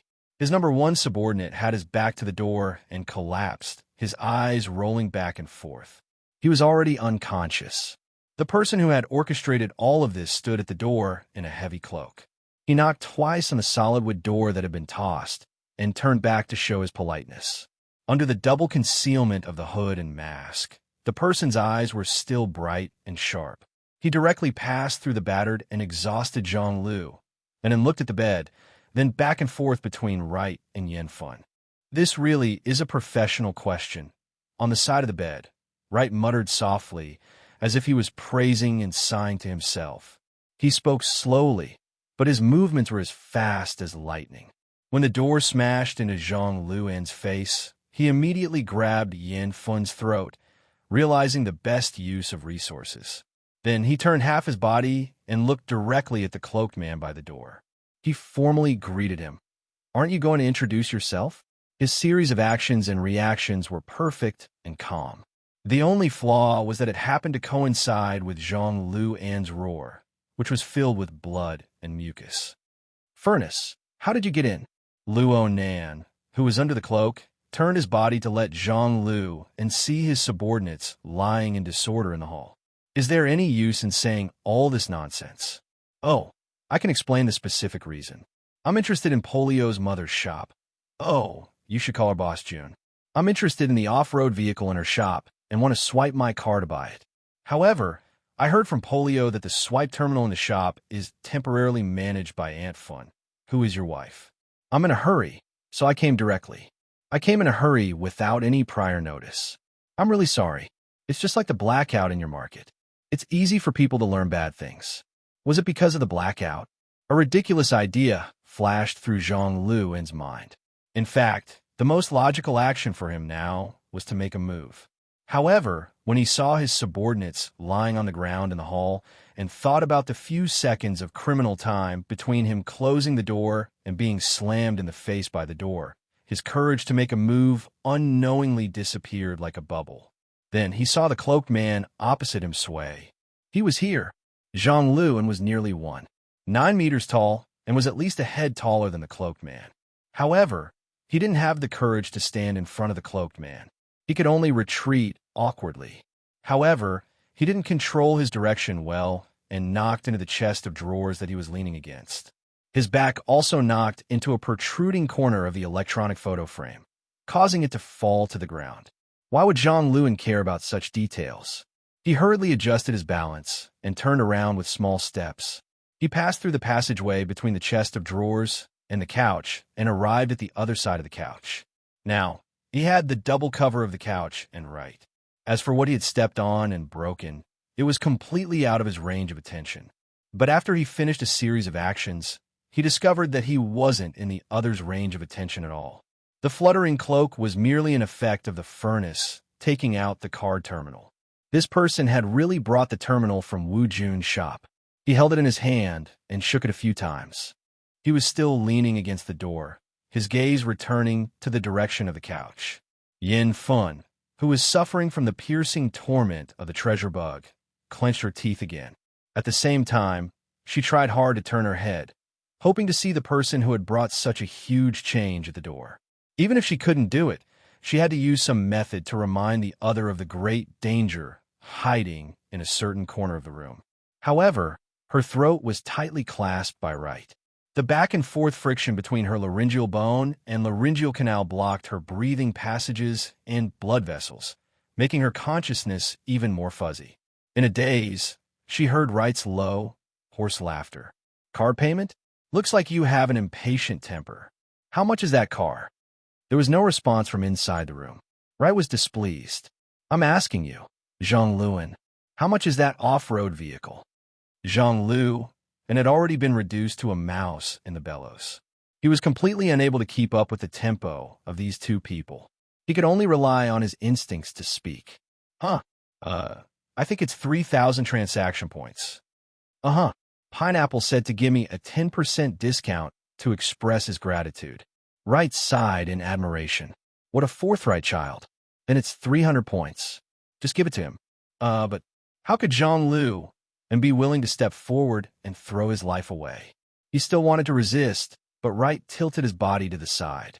His ice-cold and emotionless gray-blue eyes cut over, letting Zhang Luan understand that if he dared to say the word no, the next one to lie down as a corpse would be him.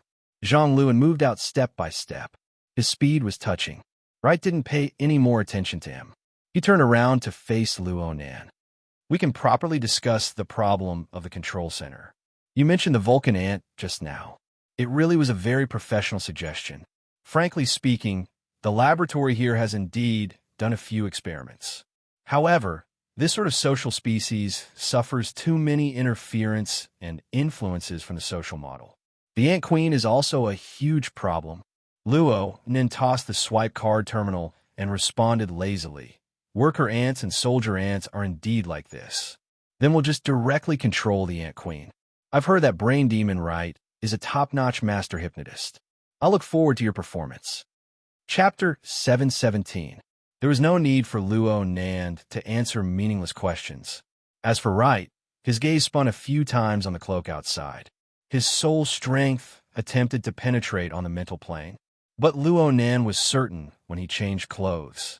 There really weren't many people in this world who could break through his cage and pry into his foundation. Not even the infamous brain demon of the wilderness could do it. On the other hand, Luo Nan sized up Wright a few times from head to toe. He more or less figured out this person's foundation. If one were to refer to the society's conventional four-dimensional measurement standard, then Wright's soul strength had a very ordinary level in the first two of the four indicators of depth: intensity, sensitivity, and affinity. Many people propose to change depth to degrees of freedom ever since Luo Nan proposed the cage theory. This was the level of just touching upon the abyss region. Intensity was basically the average level. His accumulation couldn't be said to be robust. But in terms of sensitivity, it was very lively and nimble.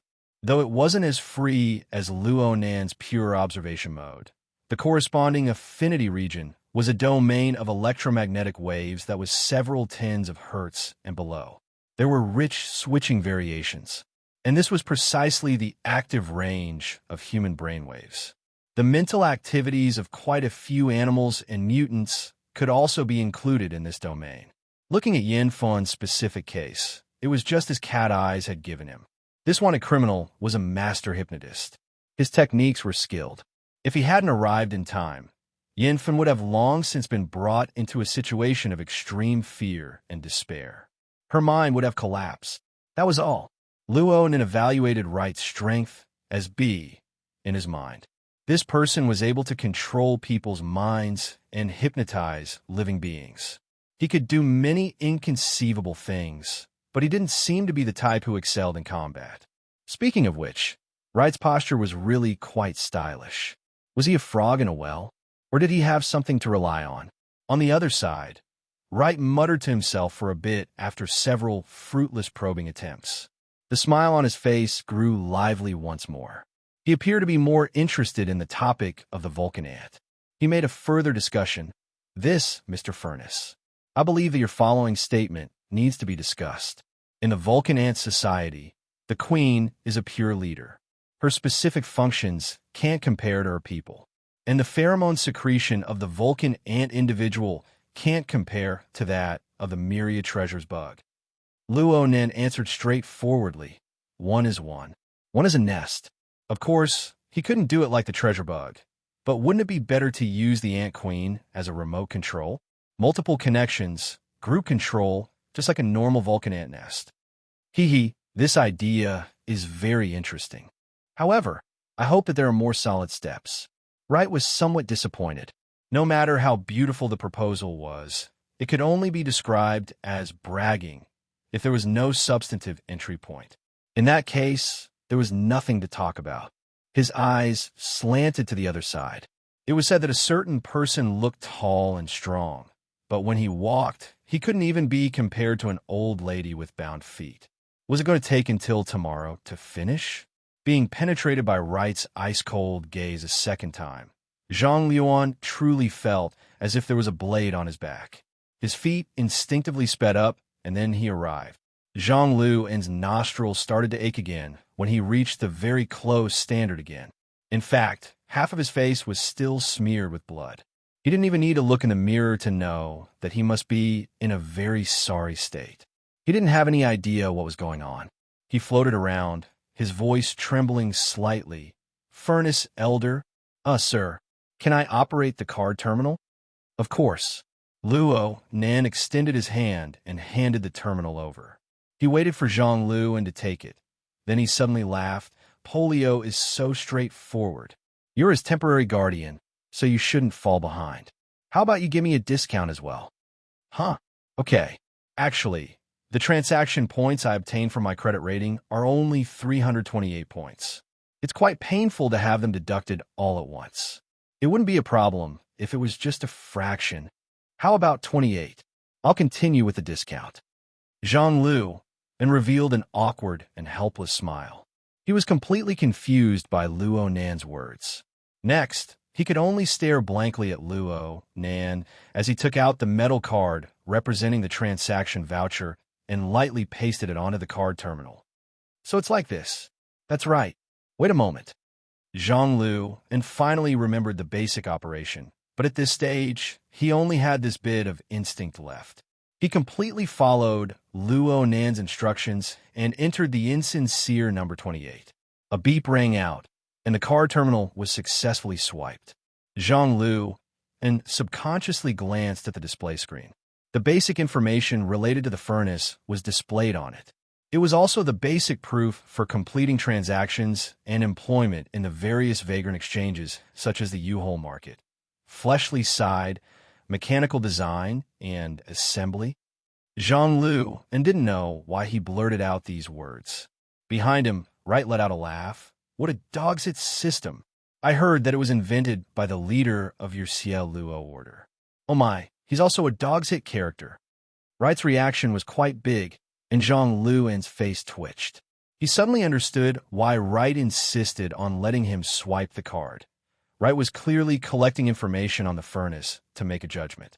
The problem was that from Wright's perspective, the answer he obtained was just like the money being swiped in. There was no sincerity to speak of. There's no fleshly side that can knock down 10 people in an instant and, at the same time, be able to completely block out the changes in the surrounding atmosphere. So, dogs hit fleshly side. This Mr. Furnace is only a mental side. Nonsense, I can guess it too. Zhang Luan silently cursed, and Luo Nan's line of sight followed Wright's explanation at this time. He turned to look at Zhang Lu's side. Zhang Lu and instinctively revealed the hearty smile he normally wore when socializing. But his current state of mind could only seriously deform his facial expression. Even he himself felt embarrassed. Zhang Luan, Wright's deep and low voice suddenly came from behind him. Zhang Luan subconsciously quivered. He wanted to turn his head, but his mind suddenly went blank. Wright's words from just now reappeared in his mind. Bullshit fleshly side. It can only be the mental side. Hold on, the mental side? This fellow is a mental side. Then his close combat ability should be quite weak. Also, I'm a genuine fleshly side, and my combat ability is top-notch. Now that the distance is within reach, isn't this a great opportunity? And at this time, he saw the gaze of the furnace shift in Wright's direction. Just as it was about to turn, this was the best opportunity. A sure hit strike. The high-speed flow of thoughts instantly pieced together into a seemingly reliable chain. It was like some sort of transmission device that spurred Zhang Luan's body, including the courage and gamble that were suppressed in the deepest depths of his heart. Zhang Luan's mind heated up. He stamped his feet, lifted his hips, twisted his waist, and threw a punch. He borrowed the good position of standing sideways next to the furnace to unleash a left swing fist, biting towards his target's waist and kidneys like a poisonous dragon.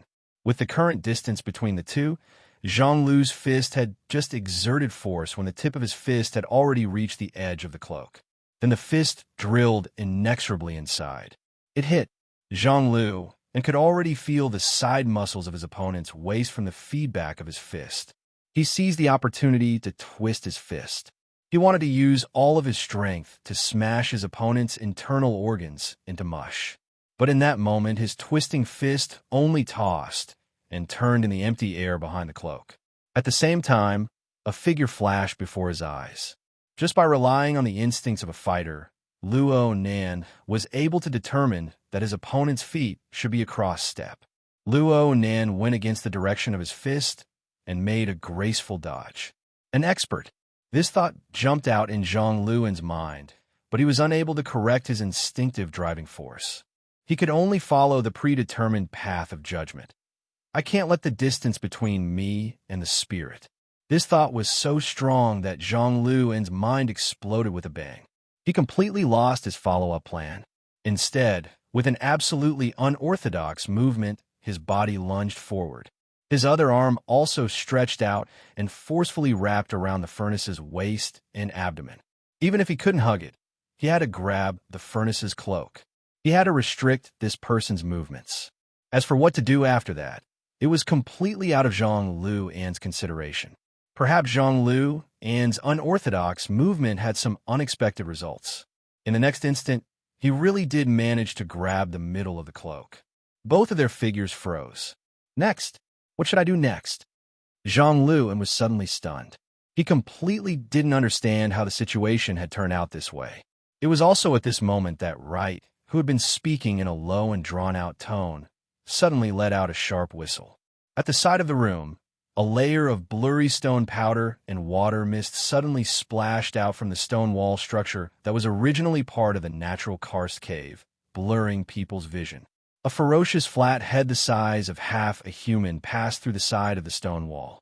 Wrapped in a misty water mist, it opened its bloody mouth that was similar to a crocodile's, biting towards the direction where Lei Lin and the furnace were entangled. Giant salamander, the pet of the brain demon.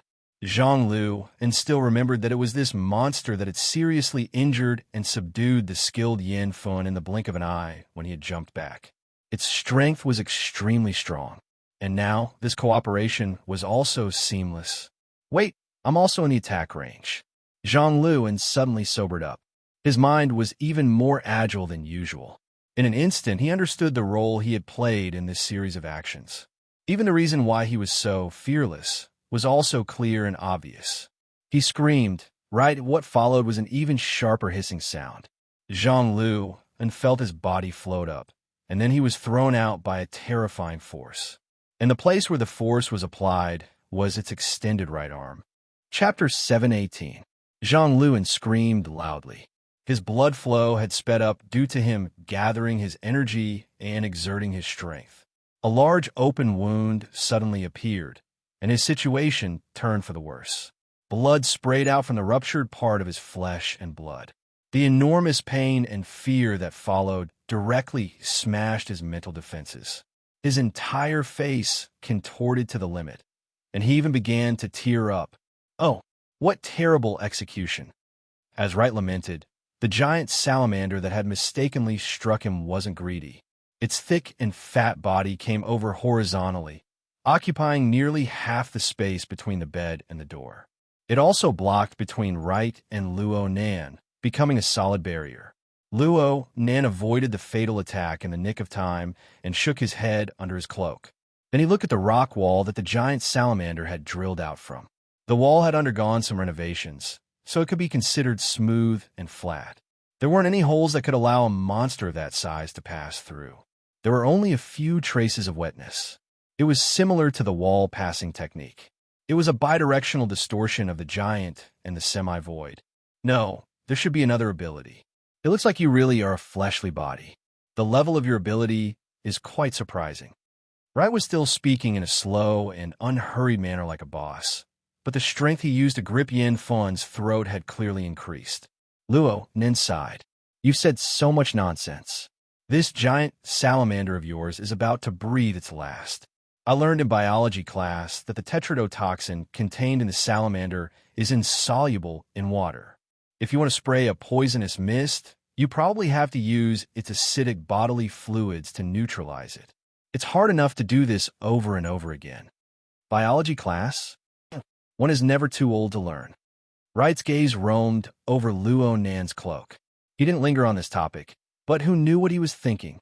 2 seconds later, Wright returned to communication mode.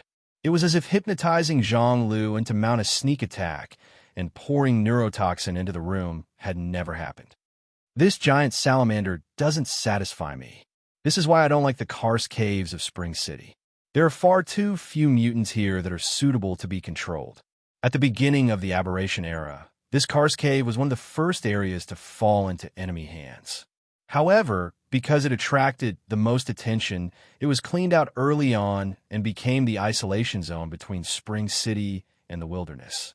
Then, it was filled with people like Zhang Lu and had already fainted due to massive bleeding, pain, and fear, so he couldn't hear this evaluation. Wright only said it casually, and the focus of the topic quickly jumped to Zhang Luan's wife. Maybe tetrodotoxin is useless to you, but I really want to know, can you stop this lady from absorbing the same toxin? In the previous experiments, my control of the dosage was relatively accurate, but seeing you here, it's too difficult for me to control the dosage in milligrams. Of course, it's not easy to control the power in your hands. On the bed, Yin Fun's face had already turned purple, and she began to convulse due to a severe lack of oxygen. The neurotoxin had already weakened her ability to breathe, and now that lighter was clutching her throat, all of her breathing channels had been cut off. She was about to reach her limit. Luonin obviously knew that this was a threat, but he didn't immediately respond. It seemed that he was weighing the pros and cons. Wright maintained his smile. Why don't we get to the bottom of things? Just who are you? What's your relationship with the Ciel Luo cult? I haven't seen you in the data, and you don't seem to fit in with this sort of low-level cult that holds a tattered cloak like a treasure. Are you Wu Jun's friend? Lover? Mercenary? Yes. I see injustice on the road, and I draw my blade to help. Is that okay? That's a really annoying answer. Okay, I also feel that there's too much nonsense between us. But right now I hold the initiative. You should answer. What are you going to do? Your mission has failed, and you're still asking me what to do? Luo Nan leaned against the wall to the side of the door and chatted with Wright. He casually said a few words of mockery.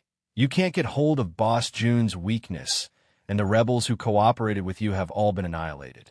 Aside from grabbing a woman's throat and showing off, what other use do you have? If I were your boss, I would certainly deduct your entire year's salary and funds. Then I'd say, don't let me see you again. That would vent my anger. This was an imitation of Zhang Yingying's tone of voice. Though it was usually quite noisy, the effect here was quite decent. The smile on Wright's face remained unchanged, but his eyes grew colder and colder. He was angry, of course. The more convincing reason was that his preparations in the Abyss region were more or less complete. Hypnotizing Zhang Lu in, releasing poison, forcing an awkward conversation. Perhaps Wright really wasn't a combat-type ability user, but his brain was still quite good. He had completed a complex set of multiple layers of cover in this tense atmosphere. He had used his trump card that might have been excessively heavy. Unfortunately, it was still too slow. Luo Nan snapped his fingers. This sort of cliché, to the point of explosion, still fit his aesthetic standards. However, he had forgotten that he was wearing a disguise glove on his hand.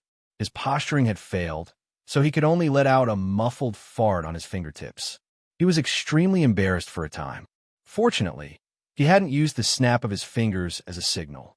Moreover, he had successfully attracted Wright's attention. Even if it was only for an instant, it was enough to distract Wright. It was at this moment that the long, flat tail of the giant salamander, which had been disliked, suddenly swung rapidly from a position close to the ground. It was like a steel blade scraping across the ground. Wright lost his balance amidst the strange sound of flesh and bone being torn apart. His brain hadn't reacted in time. He had partially overlooked this change, so much so that he still had a smile on his face. Then his entire smiling face became crooked due to the tilt of his body. His instinctive reaction surpassed the speed of his thinking in the next moment. Wright's right hand instinctively exerted force, wanted to snap Yin Fun's throat. However, he didn't feel anything at all. He transmitted his thoughts over, but his entire right arm didn't receive the feedback it should have. Wright's eyes weren't enough. His eyes had just dropped to his feet when they slanted to his right arm.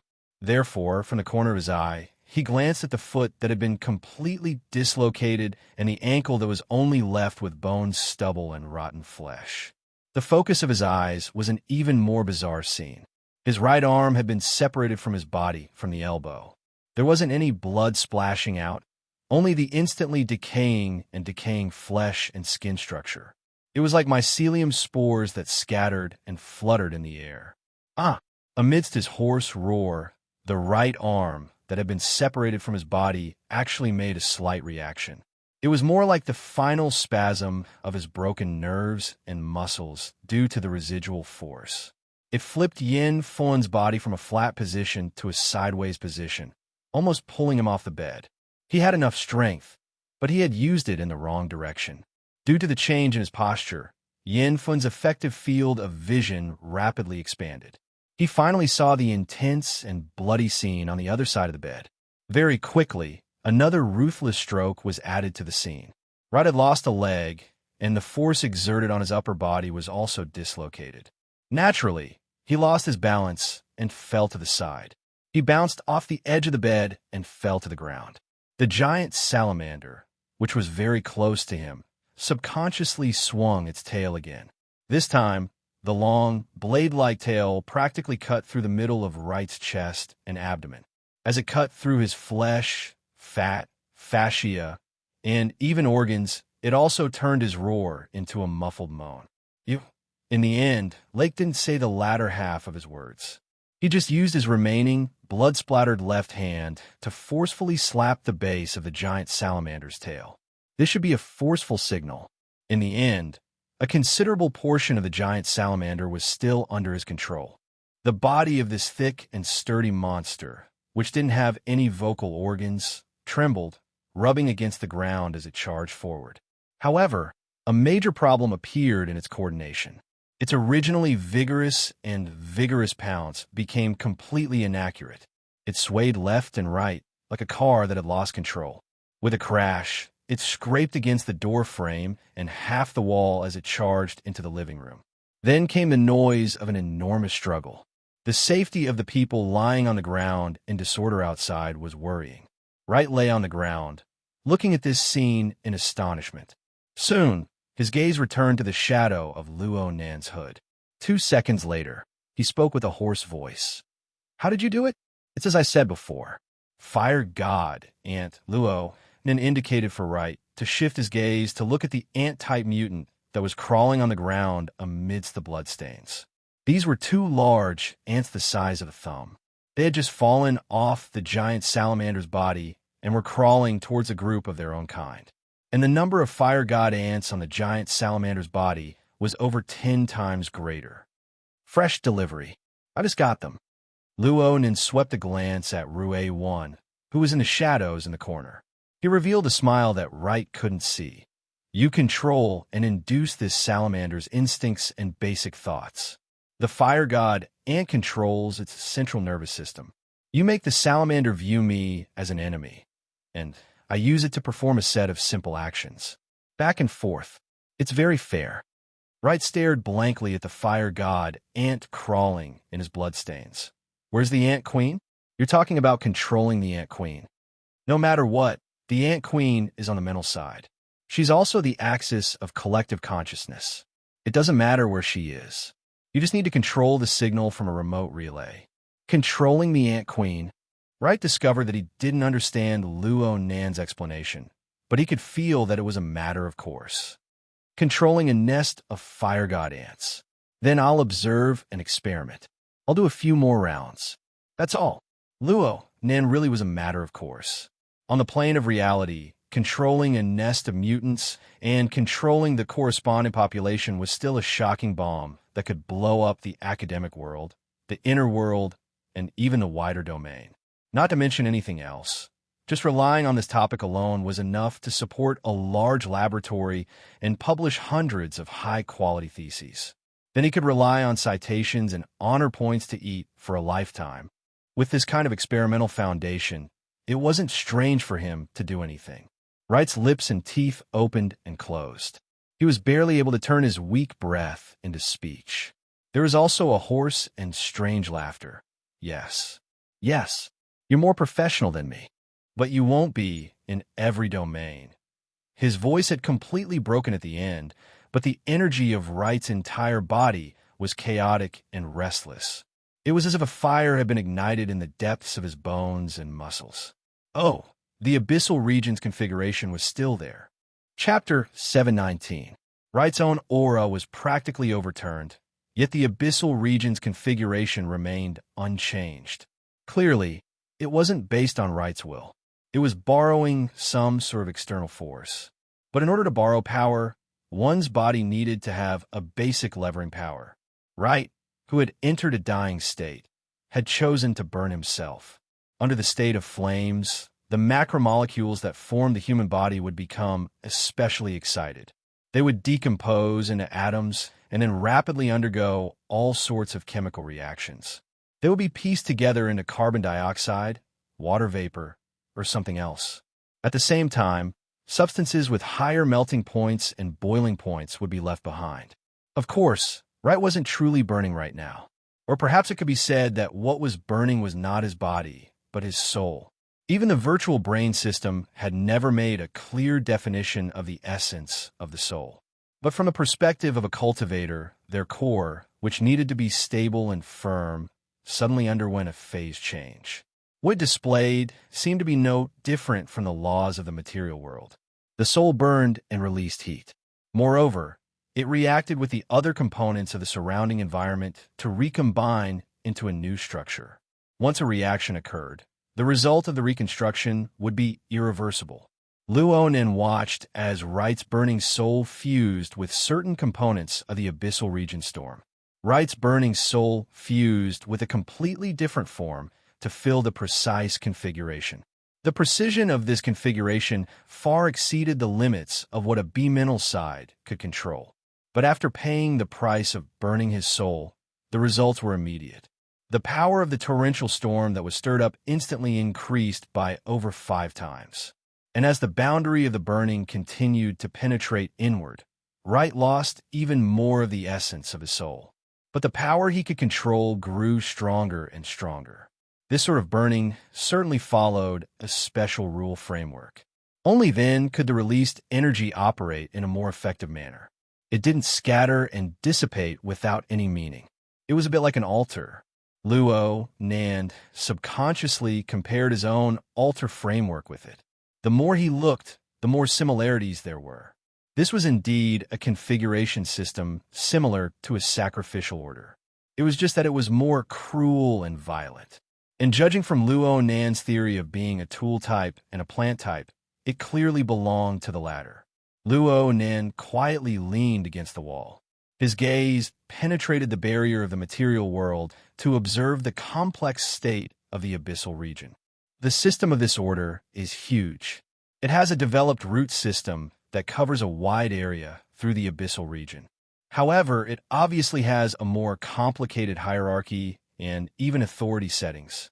Wright shouldn't belong to the upper echelons of the system because the power he borrows only comes from the tip of the root system. Or perhaps it's just the humus soil that's affected by the roots and fallen leaves. Hey, no matter what, Wright was still a B-rank psychic. Regardless of which organization he was in, he should be in the middle or upper echelons. If even he was only in the periphery, then wouldn't the core strength of this order be at the top?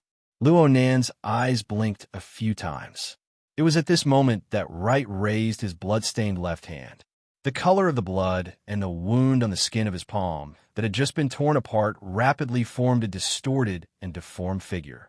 The power of chi and blood and the storm of the abyss area converged at the center of the palm. The air pressure in the room was clearly rising rapidly.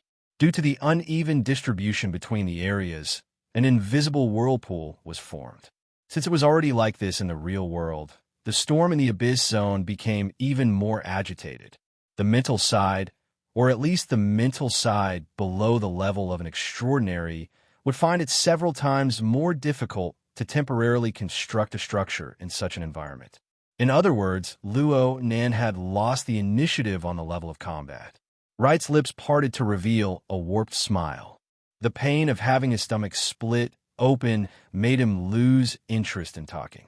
He was already impatient to reap the pleasure of an extreme counterattack. Die. Luo Nan furrowed his brows. He noticed that there was another indescribable eye behind Wright's bloodshot and turbid eyes. It was slowly opening amidst the torrential storm of the abyss zone. There was a bit of error in his previous judgment. The order system that Wright belonged to still possessed a flexible method of setting up the level of authority. Perhaps Wright was only able to use the humus soil in the beginning, but as the level of the sacrifice increased, so much so that the influence of the event itself could still touch the main body of the root system to continue increasing its power. At this very moment, that bewitching eye was releasing light and absorbing light. It stirred the abyss zone and reorganized information within the chaotic storm in order to understand the various changes in the state of affairs of this side of the world. This was also a process of awakening of authority. The greater the matter, the greater the effort. Luo Nan sighed in response to this. Tonight has already been full of accidents. Now that a big guy has jumped in, it's really hard to clean things up. It's best if we don't meet for now. What the hell are you talking about? Wright's words were squeezed out from between his teeth. Luo Nan's incomprehensible words and the casual attitude he displayed were far more painful than the lacerations on his hands and feet and the wounds on his chest and abdomen. His current sorry appearance made it impossible for him to assume a calm posture. He could only use even more violent methods to wash away the humiliation of his crushing defeat and heavy injuries. His lips opened and closed as he chanted the incantation of sacrifice. The secret sound resonated with the mental and material planes to hypnotize his own body. He did his best to match the gradually awakening level of power in the abyss zone. Then he used his broken fleshly body as a guide, disregarding the consequences to form the most lethal attack. Wright's voice rose, the eye of all souls that pierces through the heavens. There was a sudden click in the air. It was as if an invisible finger had turned off an invisible air switch. At the same time, the abyss zone's sacrificial configuration was like a slanted fort piled up by children on a beach. It didn't even have to endure the frontal impact of the waves. It collapsed with a rumble because of small vibration. The abyss zone's slowly opened eye of all souls was like a sand painting. It warped beyond recognition in the blink of an eye. Wright's eyes widened, but soon the fragile water crystals exploded from the recoil force. The powerful force that the Abyss Zone had just gathered then collapsed, mercilessly devoured him. The humus of the Order was originally on the periphery, so it didn't matter if it received the attack. However, Wright, who was close at hand, seemed to have a bomb placed in his skull and his internal organs. Blood sprayed out from his 7 orifices at the same time, especially his eyeballs. His already cracked chest and abdomen sprayed out a mist of blood and pieces of internal organs. They were spun by the vortex of air, covering most of the room. As for Wright himself, he was a bloody mess. It was hard to call him human. It was also at this moment that Yin Fun, who was on the bed, obtained strength from who knows where. She used her hoarse voice to let out a shout filled with delight. Luo then shot a glance in that direction. Actually, he himself was within the range of the blood that sprayed out. However, he couldn't care about these details at this time. He slowly walked forward amidst the chaotic vortex of air that had lost its order. He walked to Wright's side, who was already breathing more than he was breathing. Though Wright's sacrificial configuration was destroyed, Luo Nin wasn't happy to see the chaotic storm that surged and devoured him on the level of the Abyss Zone. People needed to finish what they started. Luo Nin didn't forget that the surroundings of Spring City were filled with the hounds of Quantum Corporation. This group of people were all nervous. If by any chance the other side really did follow the trail, then it would become a seesaw. They would push down one end and raise the other end. They clearly wanted to help, but they would give the other side even more trouble. I need to clear the channel. Luo Nin needed to promptly release the flood before the turbulent storm of the Abyss Zone broke through the threshold of alertness. It would be best if he could erase all traces. Of course, this was much more difficult than destruction. It was like kicking away several thousand building blocks that had already been constructed into a castle. Then, the building blocks would follow the order they were arranged in before they were sealed, falling neatly back into the box. Let right return to right, and let evil eye return to evil eye. Everything would be like it had never happened. For months ago, Luo Nin could forget about doing this, even if he squeezed out all of his brain juice. Luckily, Luo Nin had been facing the cloud labyrinth for the past few months, which was far more complicated than the situation before his eyes. In that harsh environment, it was like building blocks or a jigsaw puzzle. He tried to reassemble the billions of pieces of the structure and form a complete logic. This was the repeated strengthening of the basic concept of configuration construction. Luo Nin categorized the configuration fragments into different categories. He used the theory of the virtual brain system as a benchmark to sort them out one by one. From the most basic number, size, weight, and height, it gradually rose to the balance and symmetry between the various parts. It even reached the structural relationship between the parts and the whole. Aside from theory, there was also practice. Just the priority of interference control was like calligraphy. The use of the brush, the structure, the technique of composition, and the technique of ink were all carefully divided. They could be divided into several dozen major and minor items. All of them needed to be diligently practiced and corrected from time to time. Luo Nin's accumulation of soul strength was vigorous and peerless. Otherwise, with the intensity of his practice, just the enormous consumption and the backlash from the shattering of the configuration would be enough to kill a normal ability user 1,000 times over. With such a rich reserve of experience, Luo Nin looked at Wright's crude method of construction once more. He really had a wonderful sense of superiority, like a reborn elementary school student. Not to mention the fact that he had just witnessed the entire process of the sacrificial configuration from nothing to something. It was built step by step. It was tantamount to having a standard answer first. All that was left was to test his memory. Even if he didn't, he would be able to see the shattered configuration fragments. He would be able to complete the dismantling and restoration work according to the laws and principles of the virtual brain system. He could also explore the rationality of the details in passing. The work was completed 3 seconds later. The air vortex formed by the imbalance of air pressure within the room was smoothed out. The fluttering cloak calmed down as well. It streaked across Wright's body and face. making his body appear faintly discernible under the lights of the room. Light and shadow instantly intersected, and a visible change occurred to Wright's ruined body. His twisted and shattered body suddenly became orderly. Even though his limbs were still incomplete, his figure could already be clearly discerned. Even the blood, flesh, and internal organ fragments that filled the air were gathered and pieced together by incorporeal hands. They were reassembled. At least on the surface, they were reassembled. This was like a bloody and splendid magic trick. In fact, the mutual interference between the mental and material planes was like a magic designed by the creator. Chapter 720. Luonin could more or less understand the reason for Yin Fun's shocked and pale expression. After all, this sort of phenomenon, similar to the reversal of time and space, was quite frightening from a visual perspective. But it was a pity that this was only an illusion.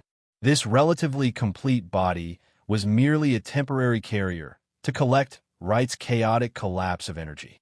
The complex and precise functions of the human body were ultimately not building blocks.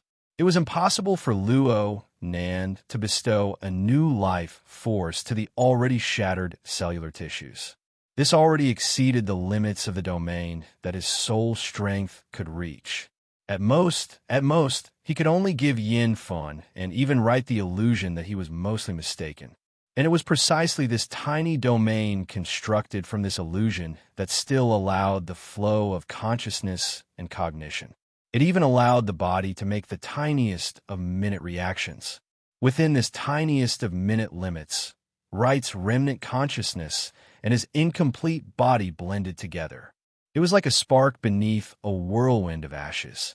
Though it was tiny, it was still bright. Wright miraculously retained a single breath. This also allowed him to personally experience the marvelous taste of his body disintegrating and reassembling, of his soul burning and reassembling. This was truly the life and death of a person. It followed a majestic and powerful will.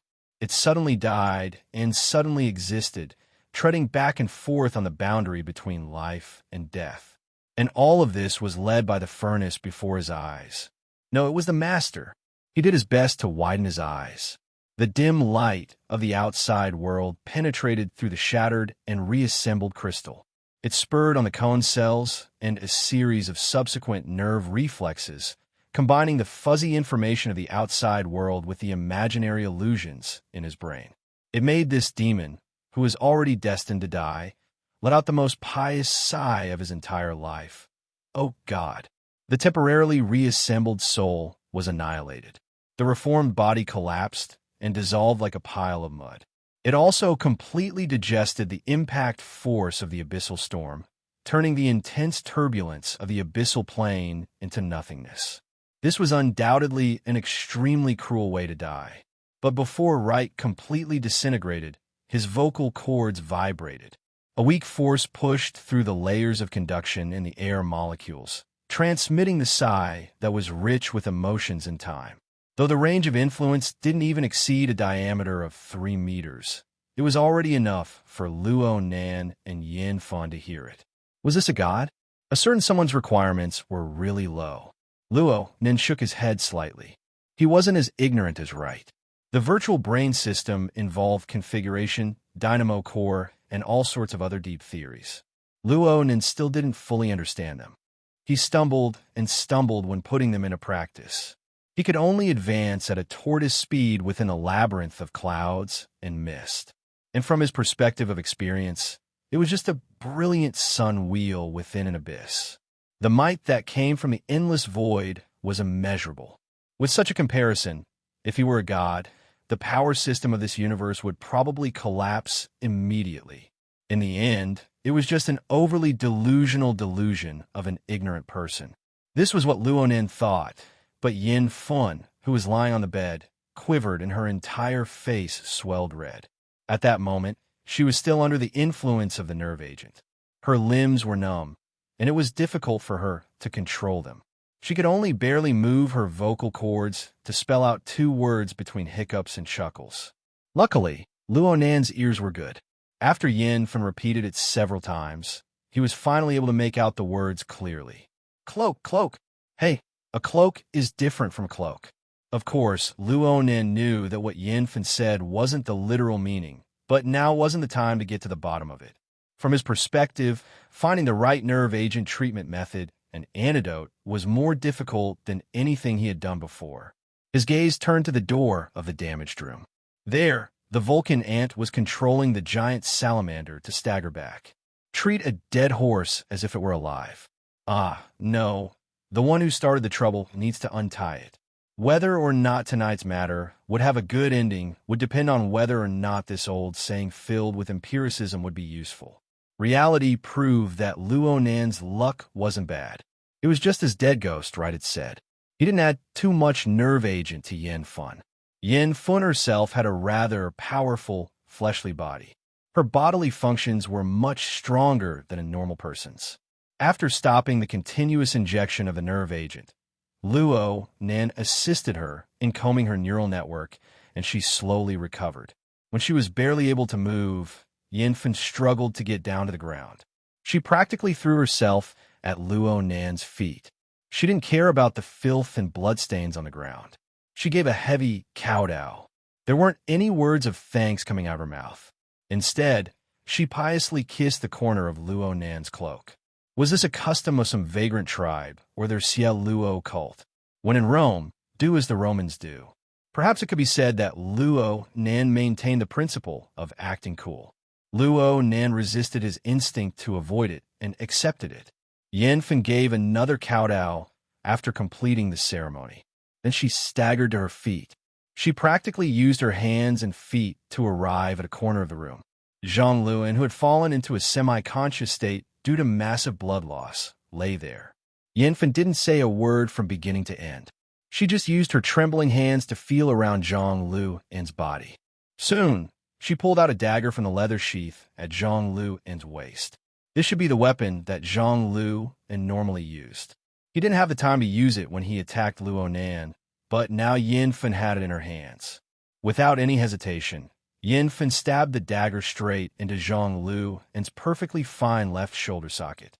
Luo Nan's eyebrows jumped when he saw this, but he didn't seem to have the qualifications to say anything since his feet were a bloody mess. Zhang Luan woke up from the pain and screamed loudly.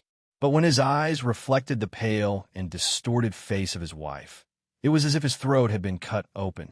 Only the hissing sound of air leaking could be heard for a time. Yinfen pressed the weight of her entire body onto the dagger. The edge of the dagger had long since pierced through Zhang Luan's shoulder socket, stabbing into the ground below. She was very close to Zhang Luan and her husband. She was practically speaking right next to their ears. Tell me, why did you do this? Hiss. Let go. Let go. Zhang Luan finally remembered to speak, but he begged for mercy from the torment of the pain. His thick and sturdy body spasmed and twitched as he rubbed against the ground. Tell me why. Yinfen's voice was weak. It was as if she could lose her voice at any time. But the enormous tension of her emotions bombarded Zhang Luan's heart with the piercing edge of the dagger. Zhang Luan wriggled and struggled on the ground to no avail. He could only scream with all his might. The Shelua Order is about to be finished. I told you before. Wright is a member of the Amaterasu Order. The Amaterasu Order, the strongest of the three great orders. There's no hope for us if we're targeted by them. No hope. The breath in Yin Fan's throat trembled. It was hard to tell whether she was crying or laughing. There's no hope for us if we're targeted. You want to sell everyone? Weren't you the ones who insisted on putting on airs? Blood gushed out of Zhang Luan's shoulder like a fountain. Blood flowed endlessly from his severed arm as well. His willpower had almost completely collapsed. Tears and snot flowed from the dignified and imposing man's eyes. He was in so much pain that he couldn't even reply for a time.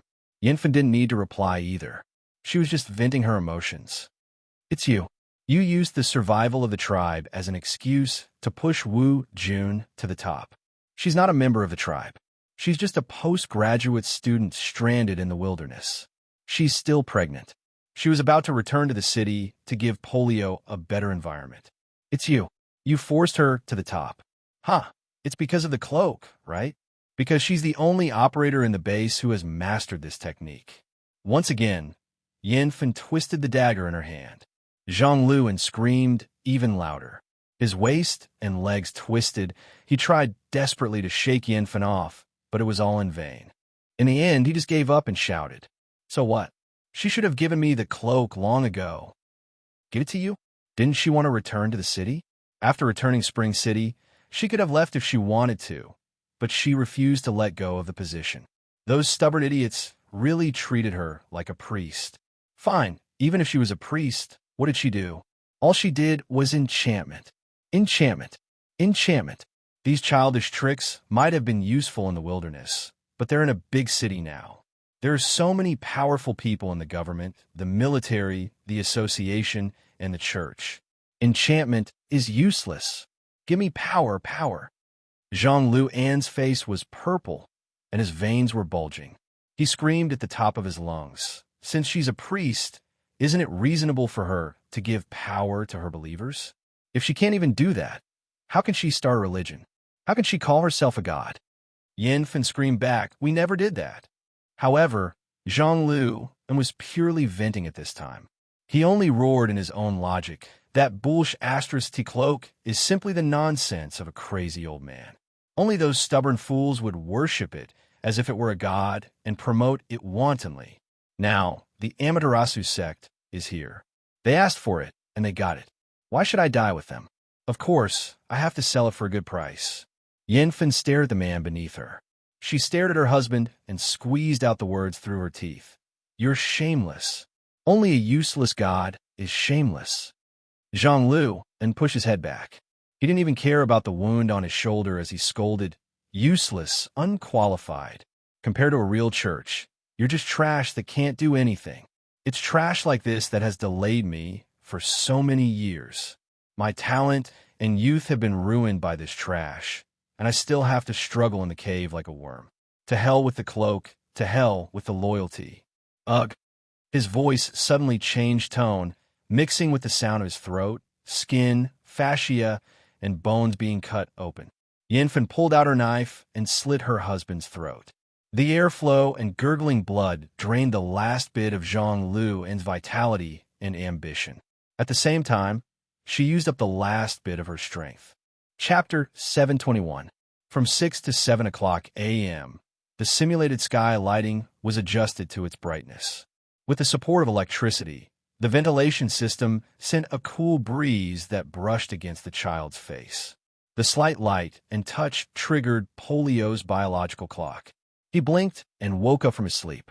His face was wrinkled. The warm and hard metal arm had left a few marks on his face, and it was bumpy to the touch. His neck wasn't comfortable either. "Aya, how did I sleep last night?" The grogginess from waking up couldn't subside. Polio felt that his head was swaying left and right, and he was going to fall down at any moment. "Should I sleep for a while? Oh, it's better not to. I seem to have forgotten something, and it's a terrible memory." He rubbed his eyes with his left hand and rummaged through his blurry memory. The room door knocked twice before it was pushed open. "Polio, today's breakfast is egg porridge. Wash up quickly before it gets cold." "Oh, I understand. Aunt Fun." Polio shook his head and propped himself up from the floor. His memory surfaced. His mother was away, and Aunt Fun delivered breakfast every morning. It was mealtime, and then Aunt Fun. Polio jumped up and chased after her. Yin-Fen turned around and caught Polio, who was like a cannonball. After physical contact, the ridiculous distance between the dream and reality was bridged. Polio's heart was pounding, and he lifted his head nervously to size up Fun. In his eyes, Aunt Fun's face was still fine, but there was an obvious strangulation mark on her neck, and her complexion was also very pale. These details shattered the illusion of a peaceful daily life and made everything in the surroundings quickly become real. Polio remembered the previous night, the submarine escape, the accident, and Mr. Furnace. He wept beside Furnace, the magical charging, and his confession. All sorts of scenes flashed past his mind, and he linked them together. It was supposed to be a prelude to a battle. Polio was prepared to fight, but Aunt Fun, did you see Mr. Furnace? Yin-Fen smiled and gave Polio a peck on his cheek. Then, she placed her cheek behind his head and said softly, "Of course I saw him. Thanks to your help, I didn't delay your breakfast." "Don't play it down." Polio grumbled loudly. He could smell the scent of blood and medicine on Aunt Fin's body. Her injuries weren't light. Yenfen smiled and looked at Polio as she said, I'm sorry, but that's the truth." Polio looked down on the behavior of treating him like a child, but he couldn't do anything to Aunt Fun. He could only compromise and ask, "Where's Mr. Furnace?" Mr. Smelter had something to do and left first. He also drove the off-road vehicle in the exhibition hall. Shenghui, 28 points. Polio remembered that the off-road vehicle was a souvenir assembled by his mother. Though it was priced, it wasn't for export. Oh, Mr. Furnace mentioned it last night. But what does 28 points mean? I might as well just drive away. Polio felt that the logic of an adult was ridiculous. It diluted his focus on the series of unknown events last night. Yenfen used other factors to distract him. "Before leaving, Mr. Furnace gave you a gift and asked me to pass it to you. It's a pity that it's too big, so I can't carry it up. You'll have to go down and take a look." Polio went downstairs in a daze and arrived at the exhibition hall. The powerful and domineering hand-assembled off-road vehicles were no longer there, but the shop didn't feel empty because there was a large number of hand-assembled off-road vehicles. Another gigantic fellow occupied the original spot. It was a thick reptile with 4 limbs and a long tail. Its head and neck were one and the same. Its grayish-black skin looked smooth and seemed to be wrapped in a layer of water film. There were yellowish-green round spots and protrusions on its skin. The color contrast was very strong. "AI, is this a salamander? It's so big." Polio recognized the commonly seen amphibian in the karst cave. Its body was too big. Its head and body were about 2 meters long, and its flat tail was about the same length as the rest of its body. It was a huge creature that was about 4 meters long. With Polio's small body, he wouldn't be visible even if he was swallowed. Yenfen confirmed, "It's a giant salamander. It's a mutant that lives in the karst cave waterway." "Is this the gift? Mr. Lava is a beast tamer?" Polio didn't dare to believe it. This large creature exceeded his expectations and understanding of gifts. He didn't care about what happened last night. He widened his eyes and sized up the giant salamander. He wanted to touch it, but Yenfen stopped him. "This creature has a bad temper. Your small arms and legs won't be able to touch it. Wear this." As she spoke, Yenfen placed a translucent leather ring and metal bracelet on the wrist of Polio's mechanical right arm. Though the combination of the leather band and metal was strange, the size of the bracelet was made according to the interface of the mechanical arm. It fitted perfectly and didn't affect the functions of the mechanical arm. Polio sized up the new accessory curiously and discovered a small creature crawling inside the translucent leather band. It was a fiery red ant, a real living creature.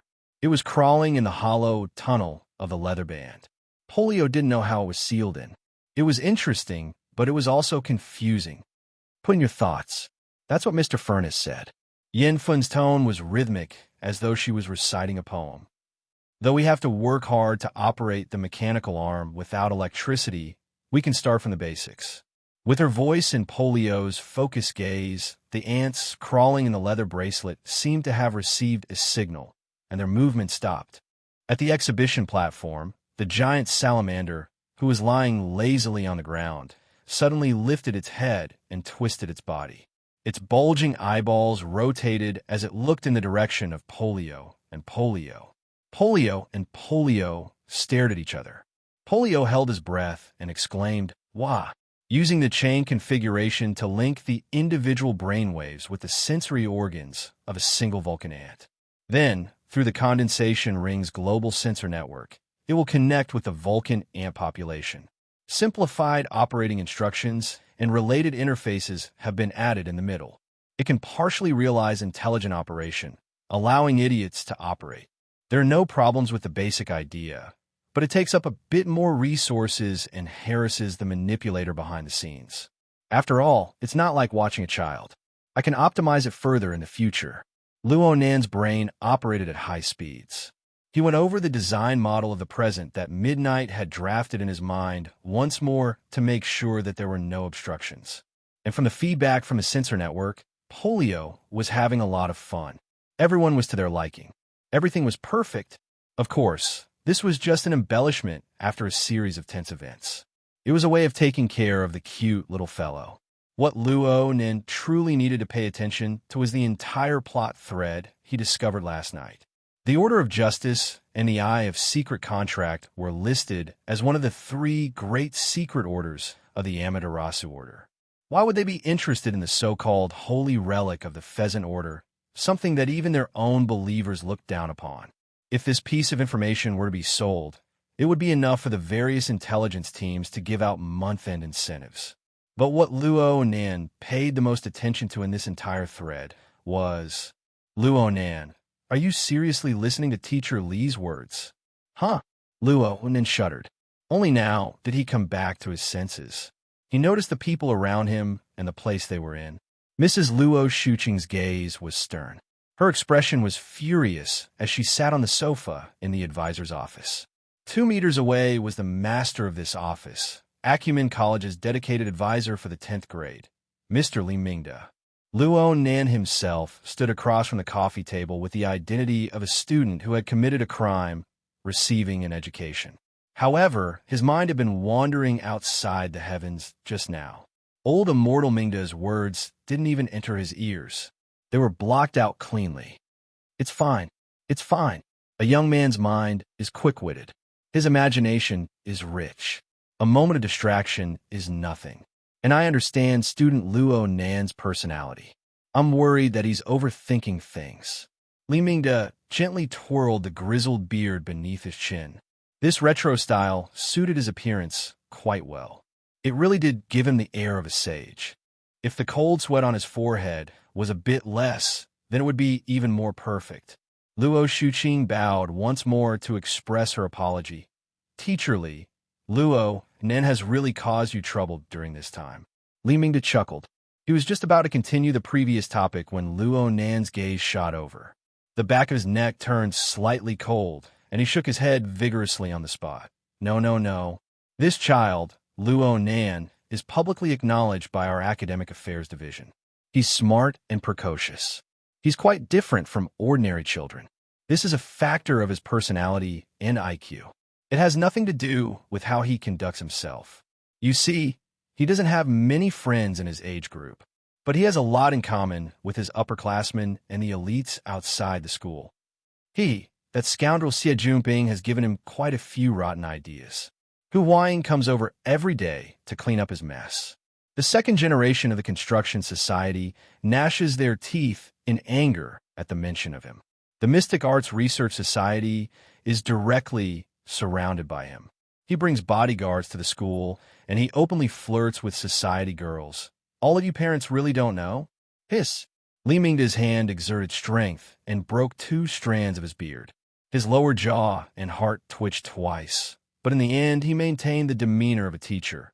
Mrs. Luo, we can't use ordinary eyes to look at special talents. Student Luo Nan has participated in many activities in this school year. He has also obtained outstanding results. Actually, this is something that the school and us teachers are happy to see. Luo Shuqing revealed a courteous and dignified smile to conceal her awkward and complex emotions. Perhaps Li Mingda saw through it, or perhaps he was completely indifferent. He just continued to speak according to the established plan.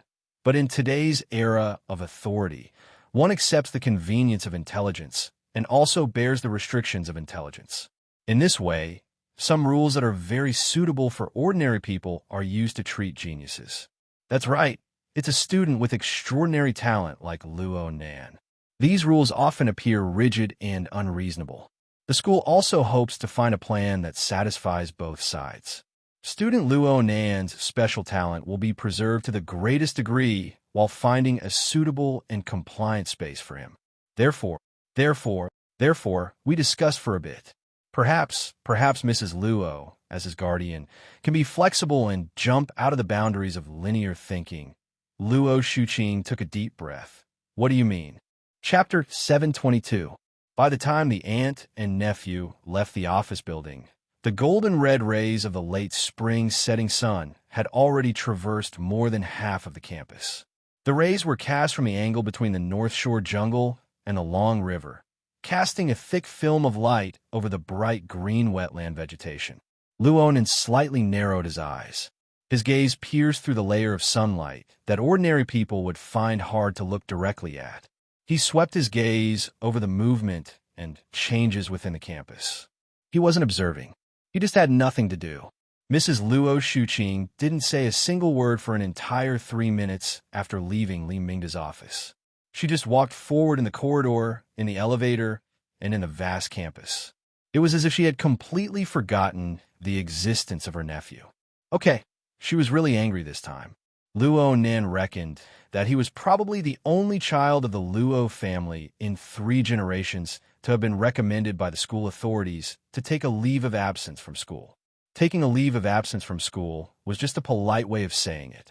Retaining the school credits, hours, honor, and so on and so forth didn't change the essence of having to repeat a year. Without a doubt, this was the vile incident of being hung from a beam and ruthlessly whipped. Luonin really didn't know what to say. He had the help of Xie Junping and Hu Huaying, 2 super tinkers with connections that reached the heavens, but he still couldn't make up for the lowest standard of absenteeism at Acumen College. He had really been too arrogant these past few months. Perhaps he should start with the SCEA and invade the Department of Education's system. Luonan's mind spun with meaningless thoughts. At the same time, he had no choice but to admit that there was a little bit of relief and delight in the depths of his heart at the very least. If this matter were to really be smashed, then his life would really change. Mrs. Luo Shuqing suddenly stood still in front of him. Luo Nan reacted quickly and stood firm at the same time. His face hung low and his eyebrows lowered, making a terrified and ashamed appearance. Unfortunately, his acting skills were never up to par. Luo Shuqing's heart didn't fluctuate in the slightest. Her tone was flat as well. Do you have a lot of things to deal with over there? Huh? Yeah. Of course, Luo Nan knew that the so-called over there referred to the society and even the inner world. Normally at home, this was a topic that everyone was well aware of but tacitly didn't touch upon. Luo Nan really didn't know how to respond when it was suddenly brought up today. Fortunately, Luo Shuqing did not need Luo Nan to make up any more excuses or lies. She had her own observations and judgments. I can guess that you've done quite well over there. Your uncle and I haven't given you any help, but you've been able to drag out the matter of skipping classes until today. And you've done it in this manner. Don't look at your uncle just because he's in the SCA.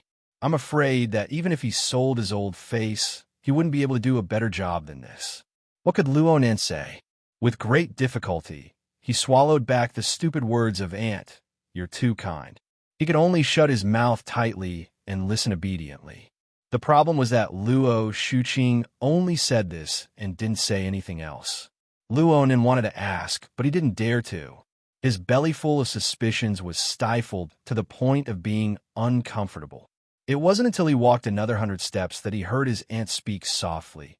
About the suspension, I'll go back and discuss it with your uncle. Okay?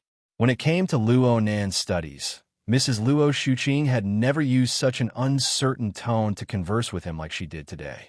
Luo Nan was stupefied for a moment. Then he felt the heavy pressure of making a choice. He was actually speechless for a time. The two didn't take the trolley bus. They walked to the underground parking lot. Halfway there, Luo Nan was really unable to resist this overly oppressive atmosphere.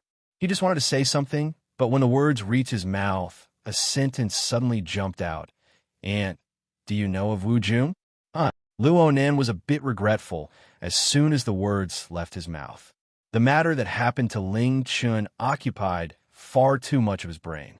Aside from the conflict between the Amaterasu Order and the Xia Order over the Holy Cloak, there were also the words that Luo Nan was extremely sensitive to in the conversation between Yin Fun and Zhang Luan. Things like crazy old man, graduate student, suspension, and so on. Luo Nan couldn't help but think of something. It was just that he knew very little about the events of the past. His interpersonal relationships were even more muddled. He resisted the urge to ask in detail when he was in the karst cave for the sake of maintaining his cool and for the convenience of monitoring in the future. After returning to Xia City, he circled around inside and out. It seemed that his aunt was the only person he could ask a thing or two about. Even so, it wasn't good to mention this, right? Luo Nan was unable to explain the logic behind his question. Luo Shuqing turned to look at him just as he was feeling awkward. Wu Jun. Which Wu Jun? Luo Nan gaped, unable to speak for a time. Was he supposed to say, the priestess of the Ciel Luo order? The female owner of the machine modification shop in the black market exchange in the U-Hole, far away in Spring City? Luckily, his current thinking speed far exceeded that of normal people. He immediately captured the astonished emotions behind his aunt's words. So he was just stifled for a moment before he quickly asked back, I'm talking about that graduate student. Luo Nin deliberately blurred out a few words in the middle. In the end, he ended with accurate and truthful information. Reality proved that his methods were very successful. Mrs. Luo Shuqing immediately filled in the blanks with her imagination. Her brows furrowed slightly. You saw Wu Jun? When did she return to Xia City? Oh my, there's actually a way. Luo Nan still wanted to confirm things. He spoke cautiously and cautiously. That Mrs. Wu, she's my grandfather's graduate student. Did she stay in the wilderness for many years? Yes. Wu Jun was recommended to your grandfather's laboratory in the year 75, right after your parents. She was only 20 years old at the time. She was still a silly little girl. Where did you see her? Was it a chance encounter? Or did she come looking for you? Luo Nin felt that his aunt was quite nervous, and he was suspicious. Was it because she knew of Wu Jun's current identity? Or was there some other sensitive situation that she didn't want him to know about? Luo Nin pondered in his mind, but he still spoke half-truths and half-lies. I've never seen her before. I just heard about her from someone else's mouth. I just asked in passing. Who told you? It was senior sister Tian Si. She's the one who went on a blind date with third brother Emochio. In the end, it didn't work out. Right now, she's a graduate student of Professor Pan, one of the Institute of Architecture and Design. You seem to have met her some time ago. Luo Shuqing had a bit of an impression. She nodded and let out a breath of relief subconsciously. Indeed. Professor Pan's younger brother, Dr. Panda, helped to evaluate and recommend the group of graduate students that went to the wilderness back then. You're quite familiar with that senior sister Tian. You're even talking about these old matters. Professor Pan likes to talk the most, especially about things related to my mother. Senior sister Tian is influenced by the company she keeps. She usually divulges a bit of information to me. Luo Nan laughed innocently and immediately said, Speaking of which, was that Mrs. Wu always in the wilderness? Back then, our family's laboratory was already gone. What was she doing over there? Luo Shuqing laughed involuntarily. She graduated in 81. When the accident happened in the lab in 83, she had nearly 10 years of work experience. There were many large companies that wanted to recruit her. Really? Right now, Wu Jun didn't look like she was being recruited by a large company. Luo Nan felt that his aunt seemed to be avoiding some information. He immediately asked, You're so clear about this matter. Has Wu Jun always been in contact with our family? No, we haven't seen each other in many years. Oh, how long has it been? It's been around 6 or 7 years. The last time I saw her was around 90 years ago. Huh, I should be able to remember things back then. How come I don't have any impression of her at all? She doesn't come often. She just comes every 1 or 2 years to see your grandfather and understand his condition. She goes straight to the sanatorium. How could there be such a coincidence? Hey, why do you have so many questions? Do you have bad intentions in your stomach? How could that be? Luo Nin understood that it would be very difficult to get any more information from his aunt for the time being, and the things he knew right now were quite valuable. 90 years. This time period was extremely sensitive to Luo Nan. This was because it was from that year that he began to refer to his grandfather's notes. He began to research formatting theory without any hesitation. It was also in that year that Yin Hong's academic misconduct came to light. Quantum Corporation's Deep Blue platform began its trial operation. Of course, The last time his father showed his face and gave him the flexible e-ink screen with the external neuron was also in the same year. If the time and background were shifted to Wu Jun's side, well, Polio would be around 5 or 6 years old. It was as Yin-Fan said. Wu Jun was forced to take over when she was pregnant. This should have happened around this time. Huh? Luo Nen suddenly stood there stupidly. His mind churned with a rather absurd thought. Then it got out of hand. Wait. Wasn't he thinking too much? A human's thought process was like this. A sudden association was able to forcefully knead two matters that were separated by thousands of miles. It was similar to a montage style of editing, forming an inconceivable effect. Luo Nan was currently carrying out an inappropriate association. Before a certain person disappeared, Wu Jun maintained contact with her family. After she disappeared, she didn't come back. At the same time, around the time of her disappearance, Wu Jun became pregnant. Mother asterisk her. Luo Nan fiercely smacked his forehead. They had already entered the underground parking lot. The sound of this slap was extremely loud and clear in this relatively enclosed space. Luo Shuqing looked at him in astonishment. Luo Nen came to a realization and hurriedly suppressed the absurd thoughts in his mind. He revealed a smile to his aunt. It's nothing. I was just a bit stupid. You really were stupid.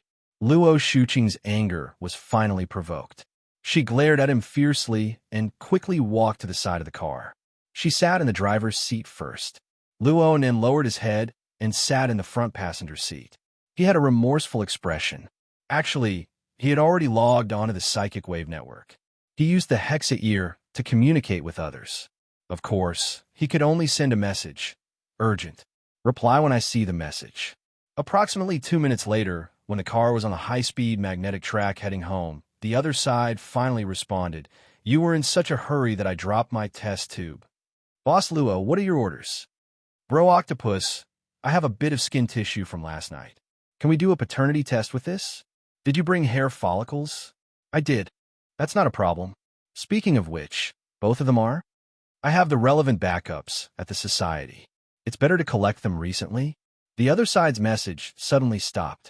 A full 10 seconds passed before an emoticon was sent over with a thought. Chapter 723. Nanster, did you kill someone? I didn't. But you messed up. I didn't. Then why did you do a paternity test? I did a paternity test for different mothers. Then it was your dad messing around. Believe it or not, I'll really kill someone. Luo Nen had to endure the wild bombardment of friends and family on the psychic wave network from evening to after dinner. There was also a family meeting about taking a leave of absence from school in the middle. He was mentally and physically exhausted before 9 o'clock. He just wanted to cover his head and sleep when he returned to his room. The after effects of the situation continued to spread. According to Bamboo Pole's estimates, by tomorrow morning, news of the proponent of the cage and configuration theory, the mental side genius Professor Luo Nan, conducting a secret paternity test and suspected of having an illegitimate child, would fill all the major forums, discussion groups, tabloids, and other platforms of the inner world.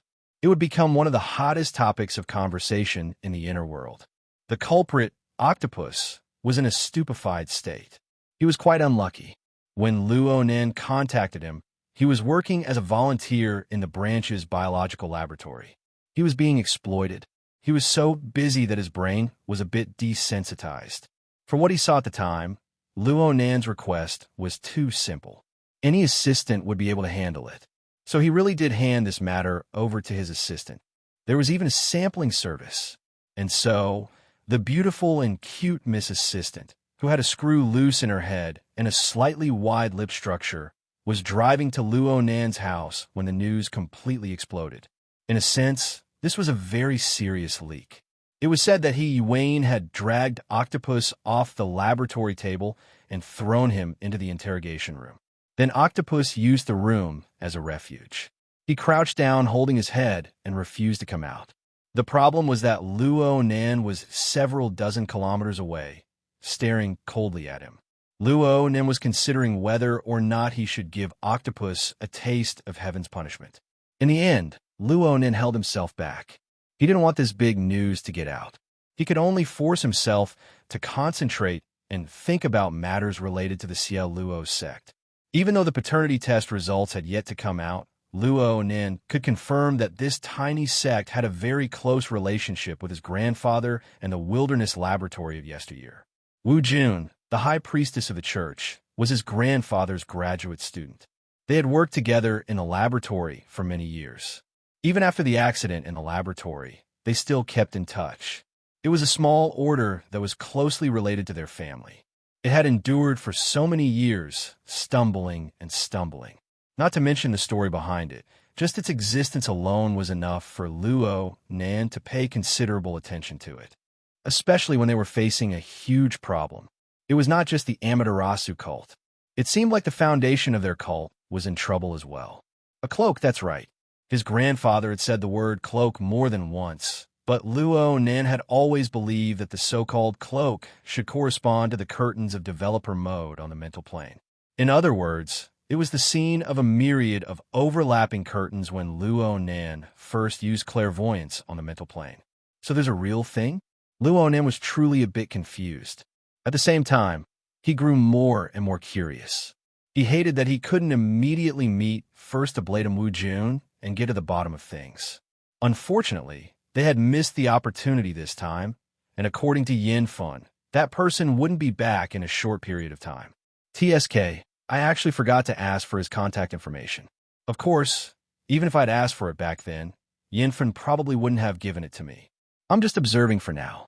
Yin Fun will certainly have to give me an explanation after such a huge change happened in my family. But according to her, Wu Jun went to the wilderness and was part of the Order's secret operation. It's basically impossible for her to use a satellite phone, a tool that exposes her target.